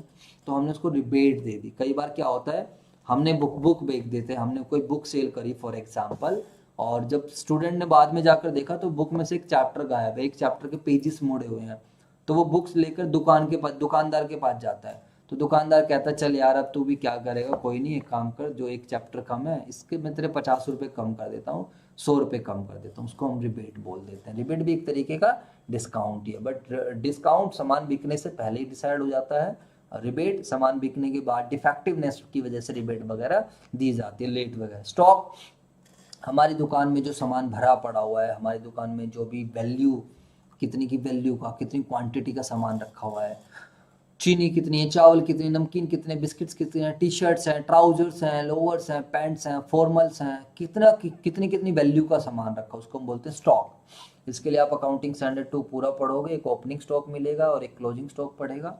ओपनिंग स्टॉक जो साल के स्टार्टिंग में हमारा स्टॉक रहता है उसको हम ओपनिंग स्टॉक बोलते हैं, और जो साल के एंड में हमारे पास स्टॉक बचता है उसको हम क्लोजिंग स्टॉक बोलते हैं। एक अकाउंटिंग प्रिंसिपल्स में आप जाके देखो, अकाउंटिंग पीरियड कॉन्सेप्ट रहेगा। तो अकाउंटिंग पीरियड कॉन्सेप्ट क्या आएगा कि भाई, अकाउंटिंग पीरियड कॉन्सेप्ट क्या कहेगा कि बिजनेस की लाइफ को छोटे छोटे पार्ट्स में डिवाइड करो और हर एक साल की अकाउंटिंग करो। जैसे आप लोगों की स्टडीज़ को सेमेस्टर वाइज डिवाइड कर दिया गया है और फिर आपको क्या करा जाएगा, रिजल्ट्स निकाला जाएगा, उसी तरीके से ये कहा जाता है कि आप एक एक साल की अकाउंटिंग करो, तो सो दैट कि रिजल्ट्स कंपेरेबल बन सके, रिजल्ट अंडरस्टैंडेबल बन सके। तो अकाउंटिंग पीरियड कॉन्सेप्ट में आप देखना। तो उसी वजह से जो साल के स्टार्टिंग में स्टॉक बचेगा उसको ओपनिंग बोलेंगे, साल के एंड में बचेगा उसको हम क्लोजिंग बोलेंगे। रिवेन्यू फ्रॉम ऑपरेशन, सेल्स को ही हम बोल देते हैं revenue from operation. Prepaid expenses, expenses paid in advance. मैंने अभी से 6 महीने का रेंट पे कर दिया लैंडलॉर्ड को, तो अगर मैं अभी से 6 महीने का रेंट पे कर देता हूँ, दैट इज प्रीपेड एक्सपेंस। मेरे पास स्टाफ काम कर रहा है, तो मैंने उसको क्या करा, अभी से क्या करा, उसको जो है 6 महीने की सैलरी पे कर दी, that is known as prepaid expense. What is outstanding expense? Outstanding expense का क्या मतलब होता है? बकाया खर्चे, यानी कि मैंने बेनिफिट ले लिया है but I didn't make the payment, that is known as outstanding expense. तो प्रीपेड एक्सपेंस हमारे लिए एसेट होती है, prepaid expenses is an asset because its benefit has not been yet taken. इसको बेनिफिट्स फ्यूचर में मिलना है, और कोई भी ऐसी चीज जिसका फ्यूचर में बेनिफिट है, जो एक इकोनॉमिक रिसोर्स है, जो हमारे द्वारा कंट्रोल्ड है, दैट इज एन एसेट। और आउटस्टैंडिंग एक्सपेंस बकाया खर्चे, what is the meaning of बकाया खर्चे, विच वी हैव टू पे इट बैक, यानी कि जिसका हमने बेनिफिट ले लिया लेकिन अभी पेमेंट नहीं करी है। समझ में आई बात या नहीं है? एक्सपेंडिचर, जो आपने पैसा खर्च करा है, जो लायबिलिटी इनकर्ड करी है किसी सामान को लेने में, किसी एसेट्स को लेने में, किसी गुड सर्विसेज को लेने में, उसको हम एक्सपेंडिचर बोलते हैं। एक्सपेंडिचर हमारे पास कैपिटल एक्सपेंडिचर भी होता है। कैपिटल हमने एक बार खर्चा कर दिया, बार बार नहीं करेंगे। हमने डिस्कस कर रहा था नॉन रिकरिंग नेचर का खर्चा, कंप्यूटर एक बार खरीद लिया, प्रोजेक्टर एक बार खरीद लिया, वैक्यूम एक बार खरीद लिया, मोबाइल गाड़ी खरीद ली, जो वो खर्चे जो साल में बार बार रिपीट नहीं होते हैं, उसको हम क्या बोलते हैं? कैपिटल है। कैपिटल एक्सपेंडिचर आपको लॉन्ग पीरियड के लिए क्या करेंगे? बेनिफिट्स देंगे। और रिवेन्यू एक्सपेंडिचर वो खर्चे जो साल में बार बार बार बार बार बार रिपीट होते हैं, जो आपको बेनिफिट शॉर्ट पीरियड के लिए देते हैं। मैंने 1 महीने की किसी सर्विसेज ली, 1 महीने की पेमेंट करी, उसको हम क्या बोलेंगे? रिवेन्यू। आप पढ़ोगे रिवेन्यू एक्सपेंडिचर को ट्रेडिंग अकाउंट में लेकर जाएंगे, P&L में लेकर जाएंगे, बट कैपिटल एक्सपेंडिचर हमेशा कहाँ जाएंगे? बैलेंस शीट में। कहाँ जाएंगे? बैलेंस शीट में। इस चीज़ को मैं जब आपको समझाऊंगा, क्या बोलते हैं, जब फाइनल अकाउंट कराऊंगा तो वहाँ पर समझ में आएगा। अब आप सोचो कि फाइनल अकाउंट बनाने के लिए आपको पूरा बेसिक अकाउंटिंग टर्म चाहिए। अगर मैं यहाँ ये नहीं समझाता तो मुझे फिर प्रॉब्लम, पता नहीं तुम्हें एसेट भी पता है नहीं पता, कैपिटल भी पता है नहीं पता, तो फिर मेरे साथ एक प्रॉब्लम, मज़ा नहीं आता उस चीज़ में। अब एटलीस्ट मेरी तसल्ली खत्म हो गई कि हाँ यार चलो मैंने समझा दिया, अब आपको पता है नहीं पता, दैट इज योर हेडेक।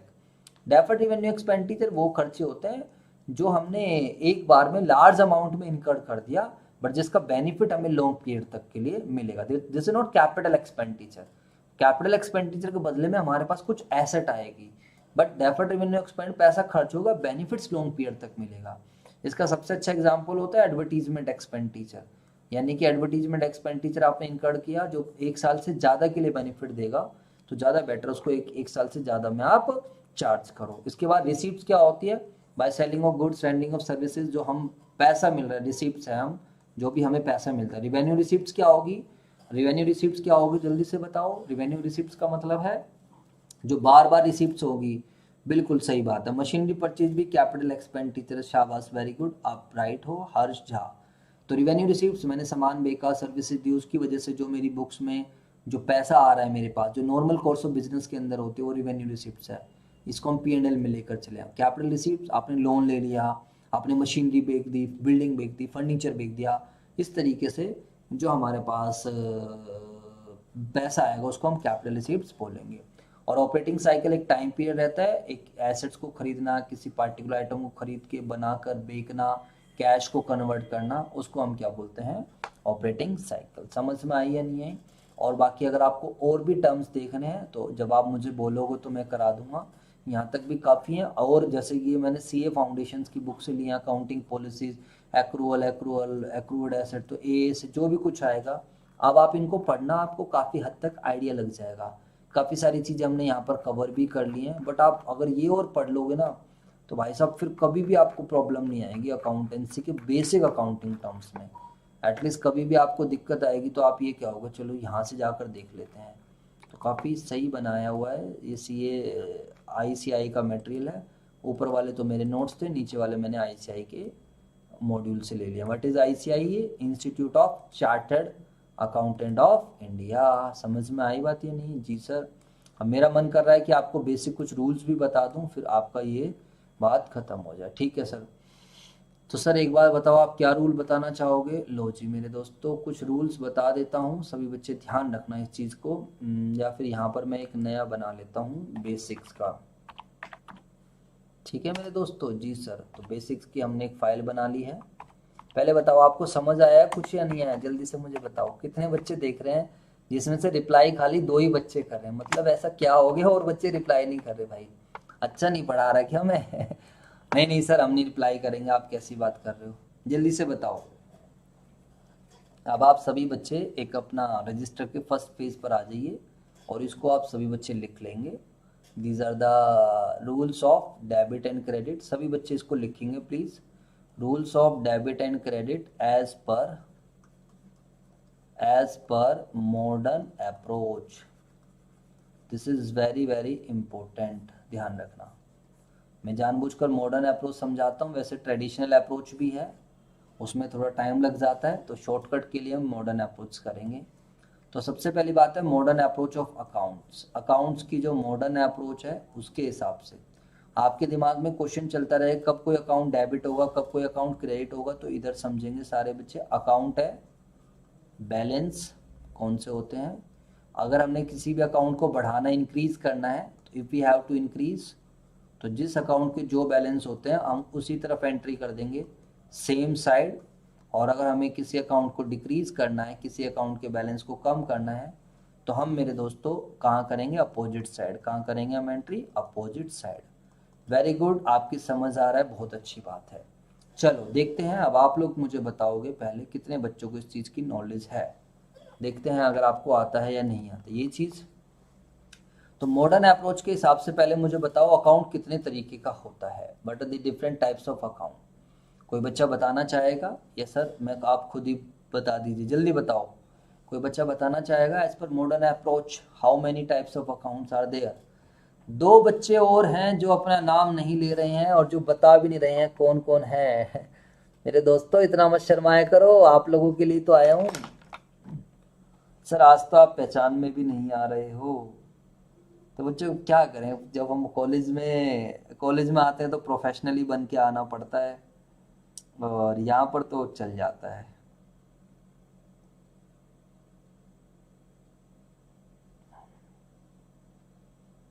हम्म।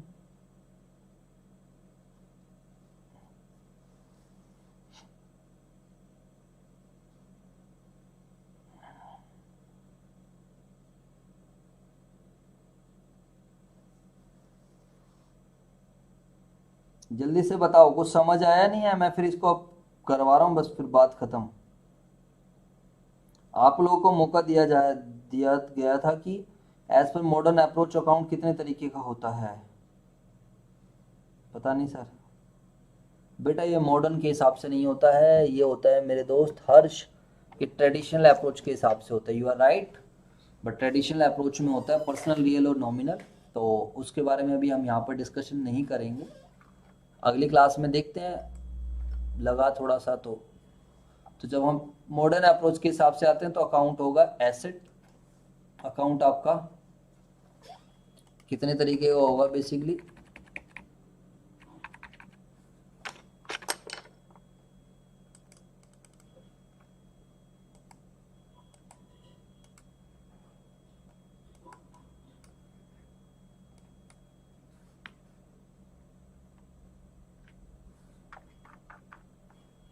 हाँ जी, तो जब हम, शाबाश वेरी गुड, तो जब मॉडर्न अप्रोच के हिसाब से जब हम बात करेंगे तो आपको अकाउंट एक एसेट का मिलेगा। एसेट्स का एग्जांपल्स आप लिख लेना प्लीज़।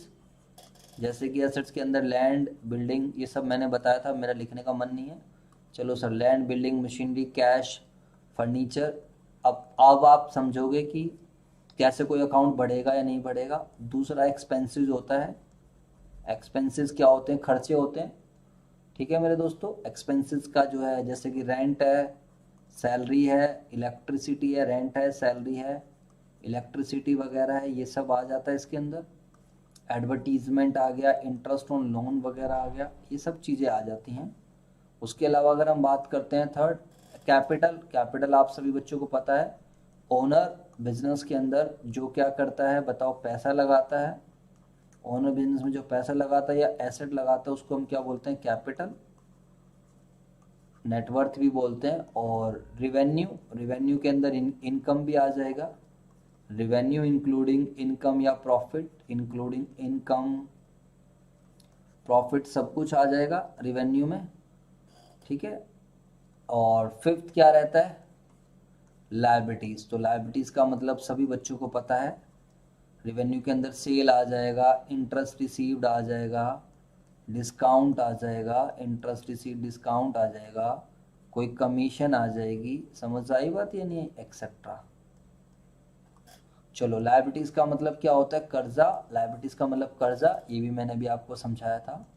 तो लायबिलिटीज़ के एग्जांपल हैं जैसे कि कोई क्रेडिटर्स आ जाएगा, कोई बीपी आ जाएगा, कोई लोन आ जाएगा, कोई आउटस्टैंडिंग एक्सपेंसेस आ जाएगा, एक्सेट्रा। ये सब चीज़ें आ जाएंगी हमारे साथ। ठीक है मेरे दोस्तों, अब मुझे बताइए फटाफट, तो बताइए इसके क्या है। अब ये बात आपको ध्यान रखनी पड़ेगी, एसेट्स के बैलेंस डेबिट होते हैं, एक्सपेंसेस के बैलेंस डेबिट होते हैं, कैपिटल के बैलेंस क्रेडिट होते हैं, लायबिलिटीज के बैलेंस क्रेडिट, रेवेन्यू के बैलेंस क्रेडिट। दो के डेबिट हैं, बाकी सबके क्रेडिट है, एसेट्स और एक्सपेंसेस के। एसेट्स और एक्सपेंसेस के डेबिट, बाकी सबके क्रेडिट। ठीक है, अगर आपको एसेट्स को बढ़ाना है तो आप अगेन डेबिट करोगे, कम करना है तो क्रेडिट। देखो इसको रूल ऑफ तराजू के हिसाब से भी समझ सकते हो। तराजू की एक साइड है, एक साइड चीनी रखी है, अगर चीनी को बढ़ाना है तो चीनी में और डाल दीजिए। तो उसी तरीके से एसेट्स के बैलेंस डेबिट है, अगर आपको दोबारा बढ़ाना है तो डेबिट कर दीजिए, कम करना है तो अपोजिट साइड कर दीजिए, क्रेडिट साइड। समझ आई नहीं? एक्सपेंसेस के बैलेंस क्या होते हैं? डेबिट। एक्सपेंसेस के बैलेंस भी डेबिट, बढ़ाना है तो डेबिट, कम करना है तो क्रेडिट। समझ आई बात या नहीं? रेवेन्यू के बैलेंस क्या होते हैं? जब कभी भी बढ़ाना होगा तो जिस अकाउंट के जो बैलेंस है, अगर हम उसी तरफ एंट्री करेंगे तो वो अकाउंट बढ़ जाएगा। कैपिटल के बैलेंस क्रेडिट है, बढ़ाना है तो क्रेडिट, कम करना है तो डेबिट। रेवेन्यू के बैलेंस क्या है? क्रेडिट, बढ़ाना है तो अगेन क्रेडिट, कम करना है तो डेबिट। ठीक है मेरे दोस्तों। लायबिलिटीज के बैलेंस क्रेडिट, बढ़ाना है तो अगेन क्रेडिट, कम करना है तो डेबिट। ठीक है, अब मैं आपको क्या कर रहा हूँ, कुछ एग्जांपल दूंगा, कुछ एक्सरसाइज दूंगा, आप करके दिखाना। इनका बताना है। लैंड का इंक्रीज होगा तो कहाँ दिखाओगे, डिक्रीज होगा तो कहाँ। बिल्डिंग है, land building, creditors, land building creditors, sales, तो इन सब का इंक्रीज डिक्रीज आपको बताना है। इंक्रीज डिक्रीज कहाँ आएगा? Purchases, land building rate, sales, purchases, debtors, उसके अलावा परचेज रिटर्न। अच्छा एक बात ध्यान रखना, परचेज रिटर्न परचेज का उल्टा रहता है। तो परचेज के बैलेंस डेबिट होते हैं तो परचेज रिटर्न के बैलेंस क्या होंगे? क्रेडिट। पहले आप यहाँ पर लिखना बैलेंस, पहले आप क्या लिखना? बैलेंस। जैसे कि एग्जांपल के तौर पर लैंड के बैलेंस क्या होते हैं? डेबिट, बढ़ाना है तो डेबिट और कम करना है तो क्रेडिट, अपोजिट साइड। ये आपका होमवर्क रहेगा, खास तौर से जिन बच्चों ने पहले 11th 12th में अकाउंट्स नहीं पढ़ी है। जैसे परचेज के बैलेंस डेबिट, बढ़ाना है तो सेम साइड करेंगे और कम करना है तो credit side. Purchase return, purchase का उल्टा रहेगा क्रेडिट, बढ़ाना है तो क्रेडिट और कम करना है तो डेबिट। इस तरीके से मैं आपको कुछ एग्जांपल्स दे रहा हूँ जो आपको ट्राई करने हैं। समझ आया नहीं है? और अगर आपके पास 11th की बुक हो तो आप T shape account chapter number 6 भी आप देख सकते हो मॉडर्न अप्रोच के हिसाब से। 8 सेल्स रिटर्न, सेल्स रिटर्न के कौन से बैलेंस होंगे आप खुद पता लगाओगे। 9th लोन है, लोन हमने लोन फ्रॉम बैंक, बैंक से लोन लिया है हमने, आपको पता होना चाहिए। लोन टू राम, मैंने राम को लोन दिया है। उसके अलावा कैश, कैश का क्या होगा? बैंक है तो बैंक क्या है? Bank overdraft. आपको ये बताना है कि ये कब बढ़ेगा तो क्या करेंगे, कम होगा तो क्या करेंगे। बैंक ओवरड्राफ्ट, तो इससे आपको काफ़ी आइडिया लग जाएगा। बी आर क्या होता है? Bills receivable. तो आपको आपके दिमाग की कसरत हो जाएगी, आपको मज़ा आएगा फिर। Bills payable. ठीक है जी, मैंने काफ़ी सारी चीज़ें आपको दे दी हैं, बता भी दिया है। तो मुझे लगता है अभी जाना चाहिए, मुझे भी खाना वाना खाना है। और आई होप आप लोगों को भी थोड़ा समझ आया होगा, बेसिक फंडामेंटल्स क्लियर हुए होंगे। ठीक है, अगर आपको वीडियो अच्छी लगी तो प्लीज़ लाइक शेयर सब्सक्राइब ज़रूर कर देना। और जितने बच्चे हमारे साथ जुड़े हैं वो एक बारी गुड नाइट बोल दीजिए, जय श्री राम बोल दीजिए, एज यूर विश, जो भी कुछ बोलना चाहो, सो दैट मुझे पता चले आज कितने बच्चे हमारे साथ जुड़े। और क्या अगली बार मेहनत करना, अगली बार लाइव क्लास लेना सही में ज़रूरी है या नहीं है। इस वीडियो के डलने के बाद आप कमेंट सेक्शन पे जाना, कमेंट सेक्शन पे आप अपने हिसाब से अपना लॉजिक बताना कि सर आप लाइव क्लास इसलिए कंटिन्यू रखो।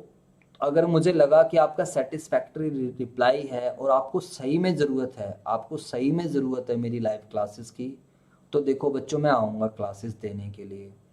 वो आपको कमेंट सेक्शन में करना है, चैट सेक्शन में नहीं, वीडियो अपलोड होने के बाद। और अगर लगा कि नहीं सर बस इसीलिए आ गए हम इसीलिए आ गए क्योंकि आप आ गए तो हमें तो कोई ज़रूरत थी नहीं, फिर बच्चों देखो मैं भी अपना टाइम उतना ज़्यादा डिवोट नहीं करूँगा, काफ़ी सारी रिस्पॉन्सिबिलिटीज़ और भी रहती हैं।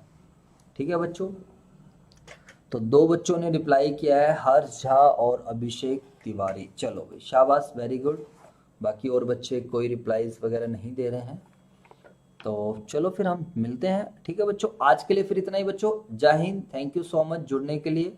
पढ़ते रहना, देखता हूँ मैं ये वाले नोट्स आपके साथ शेयर कर देता हूँ, कोई प्रॉब्लम नहीं है। ठीक है, और सब तो यूट्यूब वहाँ पर अवेलेबल है ही।